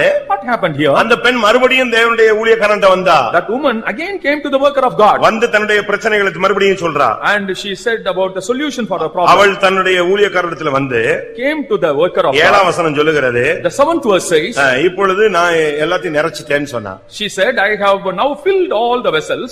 வாசிங்க அந்த வசனம். 7th verse. அவள் போய் தேவனுடைய மனுஷனுக்கு அதை அறிவித்தாள். அப்பொழுது அவன், நீ போய் அந்த எண்ணெயை விற்று உன் கடனை தீர்த்து மீந்ததை கொண்டு நீயும் உன் பிள்ளைகளும் ஜீவனம் பண்ணுங்கள் என்றார். இதுதான் பைபிள். இதுதான் சத்தியம். This is the truth. இதுதான் உபதேசம். This is the doctrine. இதுதான் தேவனுடைய ஆலோசனை. This is the counsel of God. ஆசீர்வாதம் கிடைச்ச உடனே நீ ரொட்டேஷன்ல போக கூடாது. When you receive the blessing you should not go on rotation. பணம் கிடைக்கும். You will receive money. இன்னைக்கு சபையே ஜெபிக்க போகுது, உன் சாபம் தீர போகுது. Today the whole church is going to pray and the curse is going away. இன்னைக்கு யாருக்கெல்லாம் கடன் இருக்கோ அவங்க எல்லாம் இன்னைக்கு முழங்கால போட்டு தேவசமூகத்துல போராட போறீங்க. கர்த்தர் உன் கடனை தீர்க்க ஒரு வழி சொல்ல போகிறார். All the debtors, borrowers are going to pray on the knees. The Lord is going to give a solution for that. அப்படி வழி திறந்த உடனே ஓடி போயிர கூடாது. When the way is opened you should not run away. அப்படி உனக்கு பணம் கிடைச்ச பிறகு when you receive the money நீ வந்து கொஞ்சம் கொஞ்சமா கொடுத்துட்டு மிச்சத்தை வச்சு ரொட்டேஷன் பண்ண கூடாது. and you after repaying you should not rotate that money. நீ போய் அந்த எண்ணெயை விற்று you go and sell the oil. முதலாவது உன் கடனை தீர்த்து and first pay the debt. மீந்ததை கொண்டு ஜீவனம் பண்ணு. live thou and thy children of the rest. கர்த்தர் பணத்தையும் பொருளையும் கொடுத்த உடனே நீ ரொட்டேஷன்ல போக கூடாது. கொஞ்சம் கொஞ்சமா கொடுத்துறேன், கொஞ்சம் கொஞ்சமா அடைச்சிறேன், இன்னும் ஒரு 7 வருஷம் அடைக்கிறேன் இப்படி சொல்லி நீ செய்ய கூடாது. கர்த்தர் உன்னை நம்பி உன்னை ஆசீர்வதிக்க போறாரு. உனக்கு கிடைத்த உடனே உன் கடனை ஃபர்ஸ்ட் தீர்த்துட்டு மீதியை வைத்து நீ பிசினஸையோ குடும்பத்தையோ வாழ்க்கையோ develop பண்ணிக்கொள். trusting the Lord, when you pray, the Lord is going to help you and you are going to repay the debt, and immediately with that you should lead a life. இந்த கான்செப்டுக்கு நீங்க ஒத்து வந்தீங்கன்னா நான் உங்களுக்காக ஜெபிப்பேன். If you come understand this concept and cooperate, we will pray for you. ஆசீர்வாதம் வந்த உடனே ஓடிட்டோ விலகிட்டோ ரொட்டேஷன்லயே நீ போக கூடாது. After receiving the blessing, you should not go for rotating the money. நீ உன் கடனை தீர்த்து மீந்ததை கொண்டு நீ ஜீவனம் பண்ணு. Pay the debt and leave thou thy children of the rest. கர்த்தர் அந்த வேலையை உனக்கு இன்னைக்கு செய்வார். And the Lord will do that work. இந்த வசனம் அந்த பெண் பாருங்க பிரச்சனையிலயும் வந்தா ஆசீர்வாதத்திலயும் ஆண்டவர்ட்ட வந்தா. That woman came with a problem and God gave her a blessing. அந்த அடிமைத்தனத்தின் போராட்டத்திலும் வந்தா பாத்திரமெல்லாம் நிரம்பின பொழுதும் வந்தாள். And when she had the bondage she came, and also when the vessels are filled she came. அன்னைக்கே அவளுடைய பிரச்சனை தீர்ந்துருச்சு. And then itself her problem was solved. அவள் போய் அதை விற்று விட்டாள். And she sold out. அந்த கடன்காரன் அடிமைப்படுத்தும்படியாக வந்தவன் கையில எல்லா கடனையும் கொடுத்து தீர்த்து விட்டாள். And to the creditor she repaid all the debts. எல்லாம் கொடுத்து முடிஞ்சது. And everything was settled. இப்ப மீதி இருக்கு.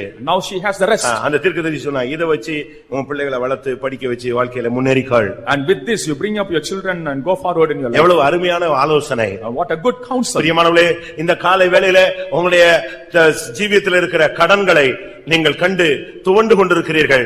இன்றைக்கு அதிலிருந்து கர்த்தர் உங்களை விடுவிக்கும்படியாக தேவன் ஆசீர்வதிப்பாராக. Seeing your debts you are fainting, may the Lord deliver you from that and bless you. இன்னைக்கு நமக்கு எத்தனை பேருக்கு அப்படி செய்ய முடியும்? How many of us can do அப்படி நீங்க like ஒப்பு கொடுத்தீங்கன்னா கர்த்தர் இன்றைக்கு ஒரு ஆசீர்வாதத்தின் வழியை, அவருக்கு எவ்வளவு வழிகள் இருக்கிறது. And if you submit so, the Lord has a lot of ways and he will certainly bless you. செங்கடல்ல அவருக்கு ஒரு வழி இருந்துச்சே. And even in the Red Sea he had a way. உடனே செங்கடல் பிளக்குது. Immediately Red Sea was divided. அந்த உளையான சேறு ஒரு செகண்ட்ல அப்படி காஞ்சி தர மாதிரி மாறுது. The miry clay became a dried land. அந்த தண்ணீர் அப்படி மதில் போல நிக்குது. And the water stood as walls. ஜனங்களை அழகா நடத்தி வெளியே கொண்டு போயிட்டார். Beautifully he led the people through that. உன்னுடைய வாழ்க்கையிலும் செங்கடலை பிளக்க தேவனுக்கு முடியும். In your life also Lord can divide the Red Sea. நீங்கள் அப்படி செய்ய உங்களை ஒப்பு கொடுக்க முடியுமா? And can you submit for that? சரியா நீங்க தேவனுடைய வசனத்துக்கு ஒப்பு கொடுக்கிறேன்னு சொன்னீங்கன்னா எவ்வளவு கோடிக்கணக்கில் கடன் இருந்தாலும் கர்த்தர் இன்னையிலிருந்து ஒரு வழியை திறக்க ஆரம்பிப்பார். If you are ready to submit to the word of God in the right manner, though you have crores of debts, உன்னுடைய கண்களுக்கு அந்த வழி தெரியாது. For your eyes you will not see the way. பின்னால வர்ற பார்வோன் தான் உனக்கு தெரிவான். And you will see only the Pharaoh behind. முன்னால நிக்கிற செங்கடல் தான் உன் கண்ணுக்கு தெரியும். You will see only the Red Sea before. ஏனென்றால் உனக்கு இருக்கிறது மனித கண்கள். Because you have the eyes of human beings. ஆண்டவருக்கு மாம்ச கண்கள் கிடையாது. The Lord doesn't have the eyes of flesh. அவர் பார்வோனையும் பார்க்கறதில்ல, பெரிய செங்கடலையும் பார்க்கறதில்ல. அந்த செங்கடல்ல என் ஜனம் எங்க போக முடியும்ங்கறத பார்த்து அந்த இடத்தை பிளக்க ஆரம்பிக்கிறார். He neither looks at Pharaoh nor the Red Sea. He makes the way for the people to cross in the Red Sea. இன்னைக்கு கடல்ல இருக்கிற குடும்பங்கள் இன்னையிலிருந்து நீங்க வீட்டின் அறைக்கதவை பூட்டி அந்தரங்கத்துல ஜெபிக்க ஆரம்பிக்க போகிறீர்கள். The families having debts should close your house and pray secretly to the Father. இந்த கடனை நீங்கள் அடைக்க வேண்டியது கடமை. And it is your duty to repay your debt. இது நீ எழுத்தின்படி வாங்கின ஒரு கடன். It's a literal debt you have borrowed. இந்த கடன்ல இருந்து பெற்றோர்கள் பிள்ளைகள் எல்லாரும் நீங்கள் உங்களுக்குள்ள இருக்கிற அந்த ஒரு குடம் அபிஷேகத்தை வைத்து நீங்கள் ஜெபித்து விசுவாசத்தோடு ஆசீர்வாதத்தை பெற்றுக்கொண்டு முன்னேறுவீர்களாக. All of us with the pot of oil we have to pray and get deliverance from it and go with faith. அதே நேரத்துல கடன் கொடுக்க கூடாதுன்னு பாஸ்டர் சொல்லிட்டாரு, கடன் வந்து கொஞ்சம் கொடுத்துட்டு அப்படியே ஒதுங்கிருங்க அப்படின்னு சொல்லிட்டாருன்னு நீங்க சொல்லி அதை தவறான வியாக்கியானம் பண்ணிர கூடாது. Should not misinterpret what the pastor has said. நான் திரும்பவும் சொல்லுகிறேன். I repeat. அவங்க திரும்பி கொடுக்க முடியாத ஒரு சூழ்நிலை வந்தா அவங்கள மன்னிக்க உனக்கு சக்தி இருந்தா என்ன செய்? கொடு. If they don't have the capacity to repay and if you can ignore that, then you can give. பரமண்டல ஜெபம் என்ன சொல்லுது? What does the Lord's prayer say? என்ன சொல்லுது? எங்கள் கடனாளிகளுக்கு நாங்கள் மன்னிக்கிறது போல எங்கள் கடன்களை நீர் எங்களுக்கு மன்னியும். அப்போ உங்களுடைய கடனாளிகளுக்கு உங்களுக்கு மன்னிக்க கூடிய மனப்பக்குவம் இருந்தால் அவன் வாங்கிட்டு கொடுக்காம போயிட்டா கூட ஸ்தோத்திரம் பண்ணி அவனை மன்னிச்சு ஆசீர்வதிச்சு விட்டுறணும். அவன் வீட்டு கல்யாணத்துக்கு போகணும், சாவுக்கு போகணும்.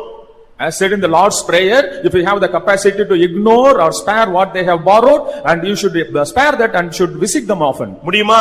Can you do so? மன்னிச்சிட்டேன்னு சொல்லிட்டு அவன் வீட்டு கல்யாணத்துக்கு போறது இல்ல, சாவுக்கு போறது இல்ல, நீ எப்படி பரலோகத்துக்கு போவ? And saying you have forgiven, you ignore them, then how will you go to the kingdom of God? சத்தியத்தை நீங்கள் சரியான விதத்தில் விளங்கிக் கொள்ளுங்கள்.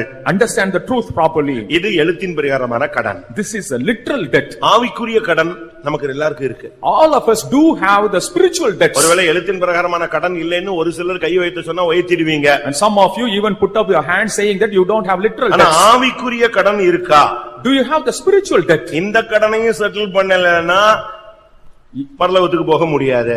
If you don't settle even this debt, you cannot go to the kingdom of God. நான் திரும்பவும் சொல்றேன், I repeat it. இந்த கடனையும் நீ தீர்க்க வேண்டும். You have to settle this debt also. ரோமருக்கு எழுதின நிருபம் Epistle written முதலாம் அதிகாரம் first chapter 14-15 வசனங்கள். 15 and 16. கிரேக்கருக்கும் மற்ற அந்நியர்களுக்கும் ஞானிகளுக்கும் மூடருக்கும் நான் கடனாளியாயிருக்கிறேன். என்ன கடன்? 14-15. ஆகையால் ரோமாபுரியில் இருக்கிற உங்களுக்கும் என்னால் இயன்ற மட்டும் சுவிசேஷத்தை பிரசங்கிக்க விரும்புகிறேன். கிரேக்கருக்கும் அந்நியர்களுக்கும் ஞானிகளுக்கும் மூடருக்கும் நான் சுவிசேஷம் பிரசங்கிக்க கடனாளியாய் இருக்கிறேன். And I am a debtor to the Greeks and the barbarians in the matter of preaching the gospel. ஒரு விசுவாசின்னு வந்துட்டாலே அவன் சுவிசேஷத்தை சொல்லணும். If he is a believer, he should speak the gospel. உனக்கு கிடைக்கிற நேரத்தை நீங்கள் சுவிசேஷத்துக்கு பயன்படுத்த வேண்டும். The time you get, you should allot for spreading gospel. அப்படி அநேகர் சுவிசேஷத்துக்காக தங்களுடைய நேரத்தை பயன்படுத்தினபடியால் தான் நாம் எல்லாரும் ரட்சிக்கப்பட்டிருக்கிறோம். As many use the time for gospel, we have been saved up. யாரோ ஒருத்தர் சத்தியம் சொன்னதனால தான் நம்ம சந்திக்கப்பட்டிருக்கிறோம். As somebody had told the truth, we have been. யாரோ ஒரு ஆளுடைய ஜெபம் தான் நம்ம இந்த இடத்துல கொண்டு வந்து வைத்திருக்கிறது. Somebody's prayer has brought us here. யார் வடித்த கண்ணீரோ தான் நம்மை இந்த அனுபவத்துக்குள்ள வழிநடத்தி இருக்கிறது. Somebody's tears have brought us into this experience. Pavul சொல்லுகிறார், நான் ஒரு கடனாளி. Saint Paul says he is a debtor. என்ன கடன்? What debt? மூடர், அந்நியர், கிரேக்கர், ஞானி எல்லாருக்கும் நான் சுவிசேஷத்தை பிரசங்கிக்க கடனாளி. I am a debtor to preach to the Greeks, barbarians, wise and unwise. நீங்க எத்தனை பேர் சுவிசேஷம் சொல்றீங்க? To how many you preach the gospel? முடிஞ்ச உடனே சாப்பிடுவோம். Immediately after this we will ஒரு eat. சிலர் சாப்பிடுவதில்லை. And some do not eat. ஒரு சிலர் சண்டே ஸ்கூல் ஊழியம் செய்வோம். Some do the Sunday school ஒரு ministry. சிலர் வீட்டுக்கு போய் விடுவோம். Some will go home. அவ்வளவுதான். That's all. இனி நெக்ஸ்ட் வீக் ஆட்டோமேட்டிக்கா வருவோம். And next week automatically we will come. சுவிசேஷம் சொன்னோமா? Did we preach the gospel? அதுக்கு தான் ஊழியக்காரங்க இருக்காங்கல்ல, நாங்க தசம் வாங்க கொடுக்கிறோம், அவங்க செய்யட்டும். There are workers and they can do and we give the tithe. அப்படி அல்ல பிரியமானவர்களே. And that's not so. நீங்கள் ஒவ்வொருவரும் சுவிசேஷகர்கள். Everyone should preach the நீ gospel. பெற்ற சுவிசேஷத்தின் நன்மையை நீ மத்தவனுக்கு சொல்லணும். You have to speak about the goodness of நான் gospel. பெற்ற இன்பம் பெருகையும் வையகம். The goodness- நம்ம பெற்ற அனுபவத்தை இந்த உலகம் முழுவதும் பறைசாற்ற நாம் கடமைப்பட்டிருக்கிறோம். We are indebted to preach the experience what we have received. சுவிசேஷம் சொல்றீங்களா? Do you preach the gospel? நல்ல கைகால் இருக்கும்போதே சுவிசேஷம் சொல்லு. When you have good health, you preach. எதிர்ப்புகள் வர்றதுக்கு முன்னாலே சுவிசேஷம் சொல்லுங்க. Before resistance comes, you preach the gospel. உன் கூட வேலை பார்க்கறவனுக்கு சுவிசேஷம் சொல்லு. To the colleagues, you preach the gospel. நாகமானுக்கு யார் சுவிசேஷம் சொன்னது? Who preached gospel to Naaman? அந்த படைத்தலைவர் அந்த குஷ்டரோகிக்கு சுவிசேஷம் சொன்ன ஆள் யாரு? To the captain of the host, who preached the gospel? இஸ்ரவேல்ல உள்ள ஒரு சிறு பெண். A small little lass. அவதான் எஜமான்கிட்ட சொல்றா, இஸ்ரவேலுக்கு போனா நான் என்னுடைய எஜமானுக்கு சுகமாயிடும்னு. And to the mistress she so told that the master, if she goes to the Israel, he will be healed. அந்த பெண் போய் அத அவன்கிட்ட சொன்னா. And that woman told him. அவன் போய் ராஜாட்ட சொன்னா. He told the king. ராஜாட்ட லெட்டர் வாங்கிட்டு இவன் புறப்பட்டு வந்துட்டான். And with the letter from the king he came. இதனுடைய துருப்புச்சீட்டு யாரு? And who is the triumph card? முதல் ஆளு அந்த சிறு பெண்ணு தான். That lass damsel.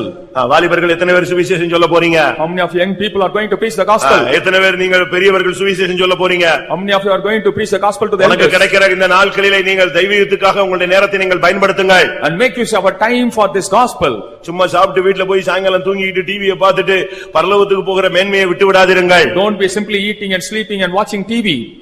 உங்களுக்கு முடிஞ்ச அளவு கர்த்தருக்கு ஊழியம் செய்யுங்க. As far as possible, do the ministry of the ஒரு Lord. 4 பேருக்கு சுவிசேஷம் சொல்லுங்க. Preach the gospel to at least 4. இங்க சொல்றது வெக்கமா இருக்கா? வண்டி கிண்டி எடுத்துட்டு போய் ஒரு 10 கிலோமீட்டர் தள்ளி போய் எந்தாவது கிராமத்துல டிராக்டர் ஊழியம் கொடு. If you feel shy, you go away to far away villages and give the tracts. இயேசுவை அறியாத ஜனங்கள் உண்டு. And there are people those who do not know Jesus. இயேசுவின் வல்லமை தெரியாத ஜனங்கள் உண்டு. There are people those who have not experienced Jesus. நீங்க போய் அவங்களுக்கு அழகாக சொல்லலாம். You can go and preach. சுவிசேஷத்தை சொல்றதுக்கு நீங்கள் கடனாளிகள். And you are debtors to preach the gospel. இந்த கடனை தீக்காட்டாலும் உனக்கு பரலோகத்துல என்ன கிடையாது? இடம் கிடையாது. If you don't repay this debt, no place in the heaven. நீ டிபிஎம்ல விசுவாசியா இருக்கறன்னு பரலோகத்துல ஒரு சீட் போட்டு கொடுக்கிற அந்த ஸ்கீம் எங்கிட்ட கிடையாது. If you are a CPM believer, a seat is not reserved in the heaven. இந்த சபைக்கு வந்தா மேல உனக்கு சீட் போட்டு கொடுக்கறோம்ல, நான் அவனுக்கு சொல்லவே இல்ல. And I do not say that a place will be reserved for you. உன்னுடைய கடனை நீ தீர்க்க வேண்டும். You have to repay your debt. சுவிசேஷம் அறிவிக்க மூடனோ கிரேக்கனோ ஞானியோ அந்நியனோ யாரா இருந்தாலும் அவனுக்கு சுவிசேஷம் அறிவிக்க நாம் கடனாளிகள். And we are debtors to preach the gospel to whether Greeks, barbarians or சமயம் வாய்த்தாலும் வாய்க்காவிட்டாலும் திருவசனத்தை பிரசங்கம் பண்ணு. When there is time or not, you preach the gospel. Time கிடைச்சா நீ அதை யூஸ் பண்ணிடணும். And when you get the opportunity, time, you have to use it. அப்படி பண்ண முடியுமா? பாஸ்டர் டான் அவர்கள் நம்முடைய ஊழியத்துக்கு வர்றதுக்கு முன்னால எவாஞ்சலிஸ்டா இருந்தார். And before coming to our ministry, Pastor Don was an evangelist. அப்படி எவெஞ்சலிஸ்டா இருக்கும்போது அவங்க குரூப்பா சேர்ந்து ஒரு இடத்துல ஊழியத்துக்கு போனாங்களா, ஆண் பெண் எல்லாம் சேர்ந்து. And when he was an evangelist, as a group, both the men and the women went for a ministry. அது வந்து தூரமான கிராமங்கள் உள்ள ஒரு இடம். It was a faraway village. ஒரு குரூப்பா ஒரு இடத்துல போய் இறக்கி விட்டாங்க. And they were sent as a group. ஒரு டைமுக்கு வந்து இன்னொரு இடத்துல வந்து சேரணும்னு அனௌன்ஸ் கொடுத்துட்டு போயிட்டாங்க. And announcing that they had to meet another place at a particular time. அப்படி ஒவ்வொருத்தரும் ஒவ்வொரு கிராமமா போய் ஊழியம் செஞ்சுட்டு வந்துட்டு இருக்காங்க. And everyone was going into the village and doing ministry and coming back. ரெண்டு வாலிப பிள்ளைங்க ஒரு கிராமத்துல போய் ஊழியம் செஞ்சாங்க. Two young girls went into a village and they were ministering there. அங்க காஸ்பல் சொல்லி முடிஞ்சிருச்சு. And the gospel preaching was over. Gospel சொல்லி முடிஞ்ச உடனே கிளம்புறாங்க. And they were about to start. கிளம்பி வந்தா பஸ் வசதி கிடையாது. No bus facility. Oil tanker lorry தான் போய் கொண்டிருக்கும் அந்த பகுதியில. In those areas the oil tanker lorries will be going. இந்த ரெண்டு பிள்ளைகளும் வாலிப பிள்ளைங்க நின்னுட்டு பஸ் பார்த்து கிடைக்கலன உடனே கடைசில லாரிக்கு கை காட்டிட்டாங்க. And not getting the bus, they stopped the lorry. எப்படி இருக்கும்?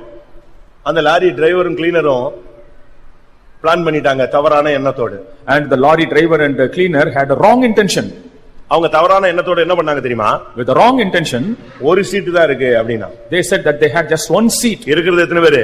Two people were waiting. ரெண்டு girls நிக்கறாங்க. Two girls. அதுல அவன் சொல்றான் ஒரு சீட் இருக்கு வர்றீங்களா? He said that there was only one seat. அப்ப ஒரு பிள்ளை சொல்லுச்சு, சரி வேற வழி இல்லல நான் வேணா போறேன்ட்டு ஏறிச்சு. And one said there is no other alternative, let me go. இந்த பிள்ளை நின்னுட்டே இருக்கு. Other girl was waiting. இப்ப மேல ஏறியாச்சு, வண்டியில ஏறி உட்கார்ந்தா. And she had boarded the vehicle. கொஞ்ச நேரத்துல லாரி நிறுத்தப்பட்டு கையை பிடிச்சாங்க. And the lorry was stopped and he held the hand. நம்ம பிள்ளைங்க என்ன செஞ்சிருப்பாங்க? What our children would have done. அந்த பிள்ளை சொல்லிச்சான். And that girl had told. இப்படிப்பட்ட கைகளுக்காக தான் இயேசு சிலுவையிலே ஆணி அடிக்கப்பட்டார். Only for such hands Jesus was nailed on the cross. அவன் கையை எடுத்துட்டான். And he removed the hand. அவனுக்கு ஒண்ணுமே ஓடல. And he could not do anything. லாரியை கிளப்பிட்டு போயிட்டான். And he started the lorry and left. இப்ப லாரில அந்த பிள்ளை போயிட்டே இருக்கு. And the lorry was just going. அடுத்த லாரி. The next lorry. அதே மாதிரி இந்த பிள்ளைக்கு ஒரு சீட் கிடைச்சது. அடுத்த பிள்ளைக்கு. The next girl got a seat in the lorry. அவன் வந்து கையை பிடிக்கல. He didn't hold the hand. ஆனா அவன் பிளான் பண்ணா. But he planned. நம்ம போற வழியில ஒரு ஹோட்டல் இருக்கு. And there is a hotel on the way. அங்க நிப்பாட்டி. And stopping there. இந்த பிள்ளையை சேல்ஸ் பண்ணிடலாம். And we can sell out this girl. காசு வாங்கிடலாம். Get money for her. இப்படி பிளான் பண்ணி அவன் லாரியில ஏத்திட்டு வர்றான். With this plan he was bringing her in the lorry. இதுக்கு முன்னால போன லாரி இந்த பிள்ளை இயேசுவை பத்தி சுவிசேஷம் சொல்ல ஆரம்பிச்ச உடனே அவன் சரி இவளை கொண்டு போய் அந்த ஹோட்டல்ல சேல்ஸ் பண்ணிடலாம்னு சொல்லிட்டு அவனும் வேற முடிவு எடுத்து அதே ஹோட்டல்ல கொண்டு போய் நிப்பாட்டிட்டான். And the previous lorry the driver decided in the same manner to leave the girl in the hotel. இப்ப அந்த ஹோட்டல்ல ஒரு சீட்ல போய் அந்த பிள்ளை உட்கார்ந்து இருக்கா. And that girl was seated in the hotel. அவன் உள்ள போய்ட்டான். And he had gone inside. உள்ள போய் ரெண்டு பேரும் இந்த பிள்ளையை காட்டி பேசுறாங்க, ரேட் பேசுறாங்க. And they were talking about the rate for the girl. இந்த நேரத்துல அடுத்த லாரி வந்துருச்சு. In that moment the next lorry also came. அந்த பிள்ளை இறங்கி அடுத்த சீட்ல வந்து உட்கார்ந்துட்டா. The other girl came and sat beside. ரெண்டு பேரும் சொன்னாங்க எனக்கு இப்படி வண்டியில பிரச்சனை ஆச்சுன்னு ஒரு பிள்ளை சொன்னா. And they shared their experience. அதெல்லாம் வரும் பரவாயில்லைன்னு சொல்லியாச்சு. And it was ignored. இப்ப நாலு டிரைவர் இந்த ரெண்டு டிரைவரும் ரெண்டு கிளீனரும் சாப்பிட்டுட்டு ரேட் பேசி இந்த ரெண்டு பிள்ளைகளையும் விக்கிறதுக்கு எல்லாம் கிளியர் பண்ணிட்டு வர்றதுக்குள்ள இவ சொன்னா டைம் வேஸ்ட் ஆகுது, நீ பாட்டு பாடு நான் காஸ்பல் சொல்றேன்னா. And before these people could come, she said, instead of wasting the time, let me sing a song, you preach the gospel. ஒரு கேர்ள் சத்தமா பாட்டு பாட ஆரம்பிச்சிட்டா ஹோட்டல்ல உள்ள அவ்வளவு பேரும் வந்து கூடியாச்சு. And one started singing and all gathered there. பாட்டு முடிஞ்சது, அடுத்த கேர்ள் காஸ்பல் தொடங்கிட்டா. After the song another girl started. அருமையான ஒரு காஸ்பல். Beautiful. அப்படியே சிலுவையை முன்னால கொண்டு வந்து ஹோட்டல்ல நிப்பாட்டிட்டா. And they brought the cross just in front of. முதல்ல அழுது முழங்கால் போட்டு வந்து முழங்கால் போட்டது கையை தொட்டதான அந்த லாரி டிரைவர் தான் வந்து முழங்கால் போட்டான். And the first person to come and kneel with the tears was the lorry driver. கொஞ்ச நேரத்துல அடுத்தவன் வந்து முழங்கால் போட்டான். After some time the next driver அந்த ஹோட்டல்லே ஒரு பெரிய அசைவு உண்டாகிவிட்டது. And there was some shake in the whole hotel. இப்ப காஸ்பல் முடிஞ்சிருச்சு. Now gospel is over. இவங்க கிளம்பணும். And they have to start. அந்த லாரிக்காரன் சொன்னானா, the lorry driver told, பக்கத்து கிராமம் தான் என் வீடு. My house is in the next. இதே காஸ்பல் என் வீட்டுக்கு வந்து நிச்சீங்க, தயவு செய்து சொல்லுங்க. You please come to my village and preach the same gospel there. அந்த ரெண்டு பிள்ளைகளும் அந்த வீட்ல போய் சுவிசேஷம் சொன்னாங்க. And both the girls went there and preached the gospel. அந்த லாரி டிரைவர் வீடு ஃபெய்த்தோமா மாறினது. And the lorry driver's house has become a faith home. இதுதான் gospel. And this is gospel. நம்ம சொல்லுவோமா? Will we preach? ஒண்ணு ஏற மாட்டோம், ஒண்ணு ஊழியத்துக்கு போக மாட்டோம். We will neither go to the ministry. அப்படி போனா லாரியில் ஏற மாட்டோம். Even if we go, we will not go. இப்படி ஒரு சம்பவம் நடந்தா லாரியில இருந்து குதித்து சாவோம். And if such an incident comes, we will jump from the lorry. கர்த்தர் கைவிட்டார் என்று அறிக்கையிடுவோம். And we will confess the Lord has forsaken. சூழ்நிலையை சாதகமா மாத்துறதுதான் gospel. The gospel is the one that changes the situation convenient for us. சத்தியம்னா என்ன நீங்க புரிஞ்சுக்கிட்டீங்க. And you understand what is truth. பரலோகத்துல அந்த பிள்ளைகளுக்கு மேலான இடம் கிடைக்குமா? நம்ம இங்க உட்கார்ந்துட்டு அலேலியா போட்டு கை தட்டிட்டு கூட்ட முடிஞ்ச உடனே வீட்டுக்கு ஓடுறமே நமக்கு மேலான இடம் கிடைக்குமான்னு பாருங்க. And we have to find out who will get a better place in the heaven. சுவிசேஷம் எத்தனை பேர் சொல்றீங்க? To how many people you preach? உங்க மூலமா எத்தனை பேர் இந்த சபைக்குள்ள வந்திருக்காங்கன்னு பாருங்க. You see how many have come into the church because of you? உங்க மூலமா ஒரு ஆத்துமா உள்ள வந்திருக்கா? Has one single soul come into the church? இல்ல வந்தவன நீங்க துரத்தி விட்டீங்களா? Or have you chased away?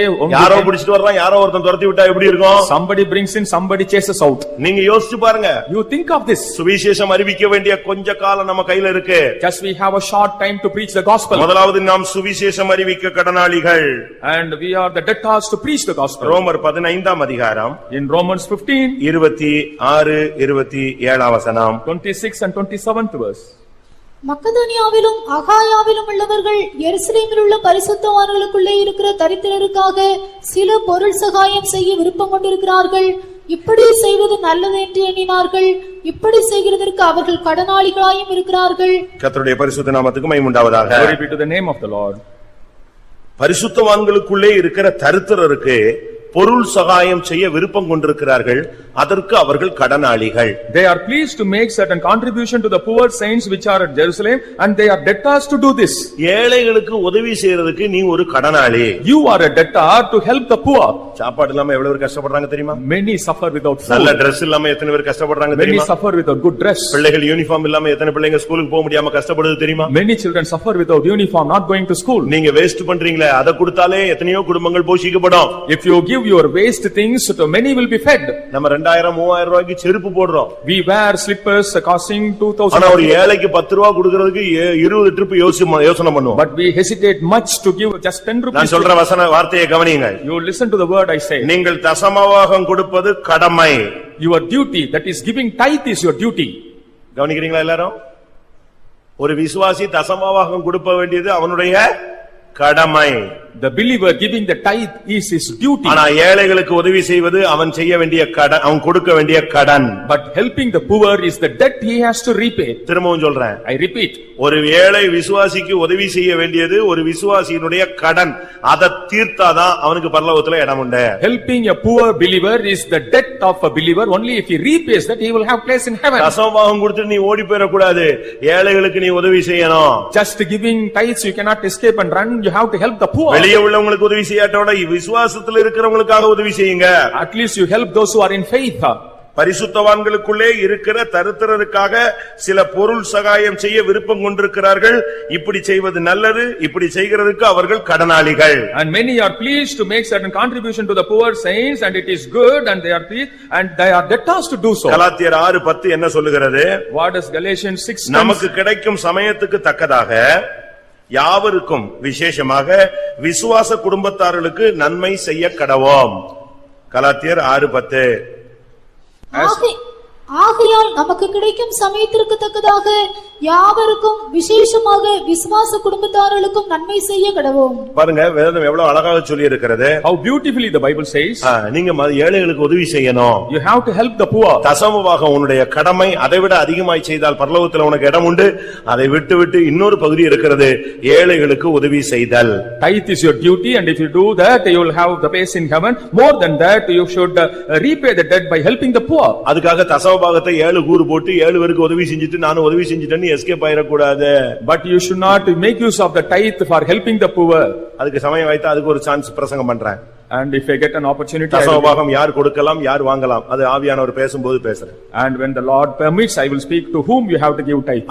முதல் கடன் நீ உலகத்துல வாங்கின கடன் அடைப்பது. And the first debt repaying the worldly debts. இரண்டாவது கடன் நீ சுவிசேஷம் அறிவிக்க கடனாளிகள். The second debt you are a debtor to preach the gospel. மூன்றாவது கடன் மற்றவர்களுக்கு உதவி செய்ய நீ கடனாளியாய் இருக்கிறாய். And you are a debtor to help others. நீங்க ஏழைகளுக்கு இறங்குங்க. And show mercy to the poor. ஏழைகளுக்கு உதவி செய்யுங்க. Help the poor. பைபிள் என்ன சொல்லுகிறது? What does the Bible say?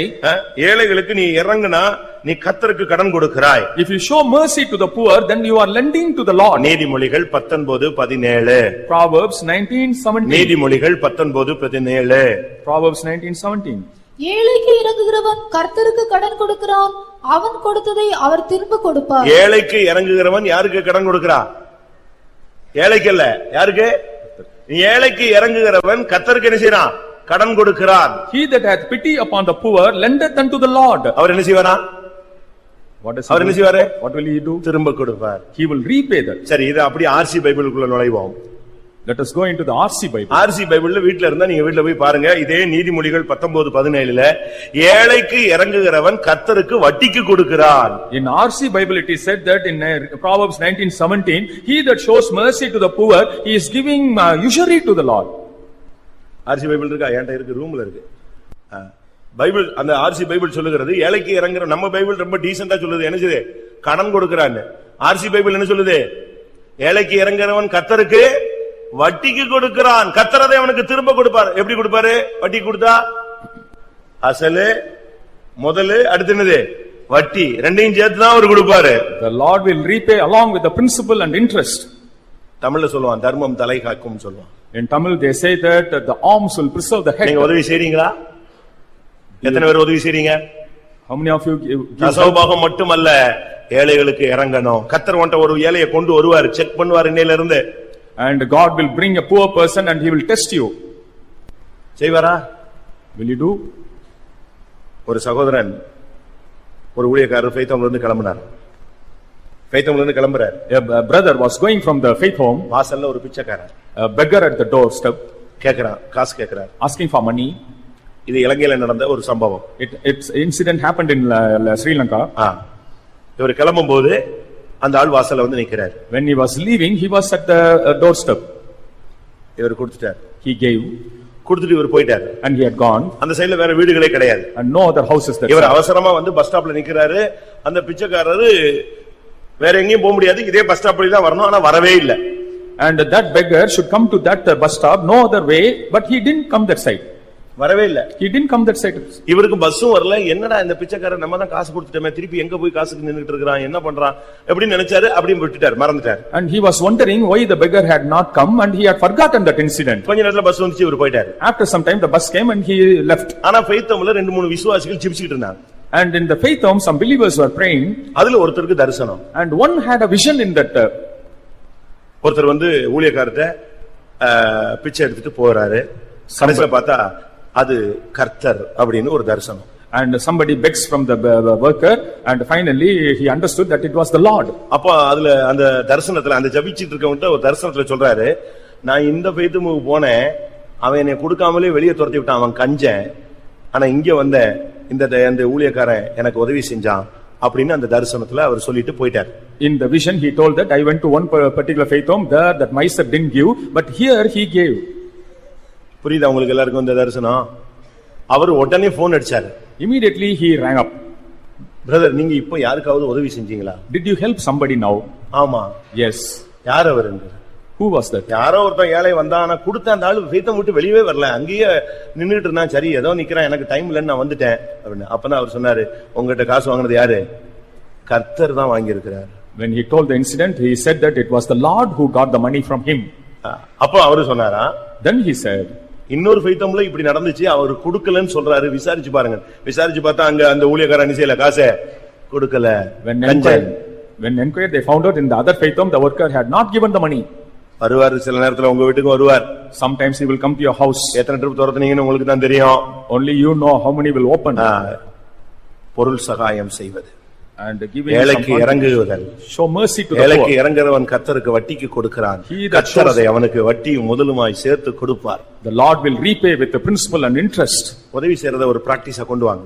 You practice helping others. பிள்ளைகளுக்கு அதை பிராக்டிஸ்ல வச்சு கொடுங்க. And practice your children in the same. Helping மைண்ட கொண்டு வாங்க. And bring them up with the helping mind. Hospitality mind வரட்டும். Let them have the mind of hospitality. உதவி செய்யற மனப்பான்மை பிள்ளைகளுக்கு வளர்த்து விடுங்க. And let the children have the helping tendency. நீ கஞ்சனா இருந்து உன் பிள்ளை அதை விட கஞ்சனா இருக்க கூடாது. லோபியின் எத்தனங்கள் மகா கஞ்சனமானவை. And both the children, the parents should not be tensed up. நீங்க ஏழைகளுக்கு உதவி செய்து பழகணும். You should practice helping poor. நீ ஒரு ஆசாரியனை போல போய்விடக் கூடாது. You should not avoid going. நீ ஒரு லேவியனை போல போய்விடக் கூடாது. You should not go avoiding like a Levite. நீ ஒரு சமாரியனாய் நின்று உதவி செய்ய வேண்டும். Like a Samaritan you have to help. 2 தெசலோனிக்கேயர் 1 அதிகாரம் 3 வசனம். 2 Thessalonians 3:1-3. சகோதரரே, நாங்கள் எப்பொழுதும் உங்களுக்காக தேவனை ஸ்தோத்திரிக்க கடனாளிகளாயிருக்கிறோம். தேவனை ஸ்தோத்திரிக்க நாம் கடனாளிகள். We are bound to thank the Lord. ஒரு தேவனுடைய பிள்ளை என்று சொல்லுகிறவன் மற்றவங்களுக்காக ஸ்தோத்திரம் பண்ணணும். A child of God should praise for others. அது ஒரு கடன். And that is a debt. நீங்க மற்றவங்களுக்காக ஸ்தோத்திரம் பண்றீங்களா? Do you praise for others? மற்றவங்களுக்காக நீங்க ஸ்தோத்திரம் பண்றீங்களா? Do you praise for others? நான் பொன்னகரத்தில் இருக்கும்போது When I was in Ponnagaram, ஒரு சகோதரனை பயங்கர பிசாசு போராட்டத்துல சிக்கி தவிட்டான். brother was caught because of the problem of devil. பயங்கர போராட்டம். A terrible struggle. அப்ப நான் அந்த பிசாசோடு போராடி கொண்டிருந்தேன். And I was wrestling against the devil. நான் சொன்னேன் இவ்வளவு போராடுறியே உன்னால அவனை மேற்கொள்ள முடியலல்ல விட்டுட்டு ஓடுன்னு சொன்னேன். I said you are not able to overcome him, you are struggling, you விடாம அவனை தொந்தரவு பண்ற கரெக்ட், ஆனா உன்னால அவனை ஓவர்கம் பண்ண முடியலல்ல, ஏன் திருப்பி திருப்பி போராடுற, ஓடு. You are troubling but not able to overcome, you flee. அப்ப அந்த ஆவி சொன்னது, The spirit said, போராடுறேன் மேற்கொள்ள முடியலங்கிறது உண்மைதான், அதுக்கு ரகசியம் ஒன்னு இருக்குன்னு சொல்லி. It's true but there is a secret. இந்த 4 மணிக்கு இவனுக்கு தோத்திரம் பண்றேல்ல, இவன் பேரை அடிச்சிடு. You are praising at 4 o'clock, you delete his name. இவன் பேரை அடிச்சு பாரு, இந்த லிஸ்ட்ல இருக்க ஒருத்தனும் தோத்திரம் பண்ணக்கூடாது இவனுக்கு, இவனுக்கு பேரை எடுத்துரு, ஒரே நாள்ல நான் இவனை தூக்கிடுறேன்னு. You delete his name from the list, I will lift him in one day. அப்பதான் யோசிச்சேன், இந்த 4 மணி ஸ்தோத்திரத்துல அநேகர் லைஃப் நின்னுட்டு இருக்குன்னு அப்பதான் புரிஞ்சுது. Then only I understood that the lives of many stand only because of the 4 o'clock praising. ஆனா தேவன் அந்த சகோதரன் இன்னைக்கு உயிரோட வச்சிருக்காரு. 2-3 வாரத்துக்கு முன்னால இங்கேயே பார்த்தேன், ஆச்சரியமா இருந்துச்சு. இத்தனை வருஷத்துக்கு பிறகும் இந்த போராட்டத்துல கர்த்தர் அவனை நெஞ்சிருக்கிறாரு. அந்த 4 மணி ஜெபம் ஸ்தோத்திரம் அதுதான் அவனை நிப்பாட்டி வச்சிருக்கு. That 4 o'clock praising has preserved that brother and still he is alive. நாம ஸ்தோத்திரம் பண்றதுக்கு கடனாளிகள். We are debtors to praise. உனக்காக இன்னொருத்தன் ஸ்தோத்திரம் பண்ணுவான், உனக்காக இன்னொருத்தன் ஸ்தோத்திரம் பண்ணுவான். 4 மணிக்கு பாத்தீங்கன்னா நெட்வொர்க் மாதிரி அங்க அங்க அங்க அங்க அங்க இருந்து அந்த துதி போய் நீ தூங்கிட்டு இருந்தாலும் உன் பேரை சொல்லி ஆண்டவருடைய பாக்ஸ்ல போய் எது விழுந்துருது, தூப கலசத்துல போய் ஸ்தோத்திரம் விழுந்துருது. அதனால நீ தூங்கிட்டு இருந்தாலும் காலையில எழும்பி போகும்போது ஃப்ரெஷ்ஷா போய்கிட்டு இருக்கிற. ஆனா யாரோ ஒருத்தனுடைய ஸ்தோத்திரம் தான் உனக்கு ஜீவன் கொடுக்கிறது. Because of the praising of somebody as a network, it is done at 4 o'clock, that gives life to you. யாரோ ஒரு ஆள் எனக்காக ஸ்தோத்திரம் பண்ணி ஜெபிக்கிறதுனாலதான் நான் நிலை நிற்கிறேன்னு சொல்லி உண்மையாய் விசுவாசிக்கிறவர்கள் கரங்களை உயர்த்தி அல்லேலூயா சொல்லுங்கள். உனக்காக உன் மனைவியோ புருஷனோ உன் ஊழியக்காரனோ உன்னை பத்தி தெரிஞ்சவனோ உன் சபையில உள்ள ஏதோ ஒரு விசுவாசியோ உனக்காக ஸ்தோத்திரம் பண்றான். Somebody, a believer or a worker of God, somebody known to you is praising for you. ஏதோ ஒரு ஸ்தோத்திரம் உனக்கு கிருபையை கொண்டு வந்து நிற்பாட்டியது. Some praising has brought grace. அநேகருடைய ஸ்தோத்திரத்தினால் கிருபை பெருகுகிறது. The grace increases because of the praising of நீ many. உன்னுடைய ஓட்டத்தை முடிக்கிறதுக்குள்ள ஸ்தோத்திரம் பண்றதுக்குள்ள உள்ள கடனை நீ தீர்த்தே ஆக வேண்டும். And before you complete the race, you have to repay the debt of நீ praising பெற்ற நன்மைகளுக்கு, for the goodness you have உனக்கு received, தேவன் செய்த உதவிகளுக்கு, all the help the Lord has ஒவ்வொரு done, நிமிடமும் உன்னை பராமரித்து வருகிறதற்கு, for preserving you every உன் moment. ஓட்டத்தின் முடிவு வரைக்கும் தேவன் செய்த நன்மைகளுக்கு நீ ஸ்தோத்திரம் பண்ணி உன் கடனை தீர்த்து தான் நீ பரலோகத்துக்கு கால் எடுத்து வைக்க முடியும். Till the end, before the end, you have to praise, repay the debt and go to the heaven. ரோமர் 13 அதிகாரம் 8 வசனத்தை பார்க்கும் பொழுது, In Romans 13:8 we see. ரோமர் 13:8, 13:8. ஒருவரிடத்தில் ஒருவர் அன்பு கூறுகிற கடனை அல்லாமல் மற்றொன்றிலும் ஒருவனுக்கும் கடன்படாதிருங்கள். அன்பு கூறுகிற ஒரு கடன் இருக்கு. There is a love of the debt of loving. மற்றவங்களை வெறுக்கிறத விட்டுருங்க. You stop hating others. மற்றவங்களை நேசியுங்க. You love others. கிறிஸ்துவுக்குள் நேசியுங்கள். In Christ you love. தன் சகோதரனை பகைக்கிற எவனும் மனித கொலைபாதகன். He that hates his brother is the hater of man. ஒருவன் ஒளியில் இருக்கிறேன் என்று சொல்லியும் தன் சகோதரனை பகைத்தால் அவன் இருளில் கிடக்கிறான். Saying that he is in the light, if he hates the brother, he is in கண்ட darkness. சகோதரத்தில் அன்பு கூறாதவன் காணாத தேவனிடத்தில் எப்படி அன்பு கூறுவான்? He that doesn't love his brother, how will he love the Lord who is not seen? நாம் மற்றவர்களிடத்தில் அன்பு கூற கடனாளிகளா இருக்கிறோம். We are debtors to love others. நம்ம பார்த்துட்டு மூஞ்சி தூக்கிட்டு முகநாடி மாறிட்டு அவன் வீட்டுக்கு போகாம இவன் வீட்டுக்கு போகாம நல்லது கெட்டதுக்கு போகாம ஒதுங்கி போனா நீ ஒரு குற்றவாளி, அன்புக்கு நீ ஒரு கடனாளி. And changing the countenance, if you are avoiding and hating people, then you are a debtor to love. உங்களால அப்படி அன்பு கூற முடியுமா? அன்பு கூற முடியுமா? Can you love? அது ஒரு கடன். It's a debt. ஆண்டவர் நம்மிடத்தில் அன்பு வைத்தார். And the Lord showed love on us. யோவான் 13:1 சொல்லுகிறது, ஆரம்பத்தில் வைத்த அன்பு வைத்தபடியே முடிவு பரியந்தம் அவரிடத்தில் அன்பு வைத்தார். In John 13:1 it is said that as he loved us in the beginning till the end. துவக்கத்தில் எப்படி நேசித்தாரோ அதே போல அவருடைய அன்புல மாற்றமே கிடையாது. As he loved in the beginning, there will be no change in the love till the end. நீங்க அப்படி நேசிக்க முடியுமா? Can you love so? யாரையும் பகைக்காதீங்க. Don't hate anyone. யாரையும் வெறுக்காதீங்க. Don't hate anyone. இந்த கொஞ்ச கால வாழ்க்கையில கிறிஸ்துவுக்குள்ள எல்லாரையும் நேசியுங்க. In the short life you love all in Christ. கடைசியாக Finally, பிலமோன் 19 வசனத்தின்படி according to Philemon 19, நீங்கள் உங்களையே எனக்கு கடனாய் கொடுக்க வேண்டும் என்று ஊழியக்காரன் சொல்லுகிறான். and to the workers he says that you have to submit yourself as a debt. Philemon 19 வசனம். Philemon 19. பவுலாகி நான் இதை என் சொந்த கையாலே எழுதினேன், நான் அதை செலுத்தி தீர்ப்பேன், நீர் உம்மை தாமே எனக்கு கடனாக செலுத்த வேண்டும் என்று. ஒரு விசுவாசி ஒரு ஊழியக்காரனுக்கு கடனாளியாய் இருக்கிறான். A believer is a debtor to the worker. ஒரு ஊழியக்காரன் நடத்திப்புக்காரனுக்கு கடனாளியாய் இருக்கிறான். A worker is a debtor to the leader. என்ன கடன்? What debt? தங்களை ஒப்பு கொடுப்பது. Submitting themselves. முன்பு கர்த்தருக்கும் பின்பு பரிசுத்தவான்களுக்கும் தங்களை ஒப்பு கொடுத்தார்கள் என்று சொல்லி இருக்கிறது. It is said to the Lord first and to the saints next. They submitted. அவங்க உங்களுக்காக ஜெபிக்கிறவங்க.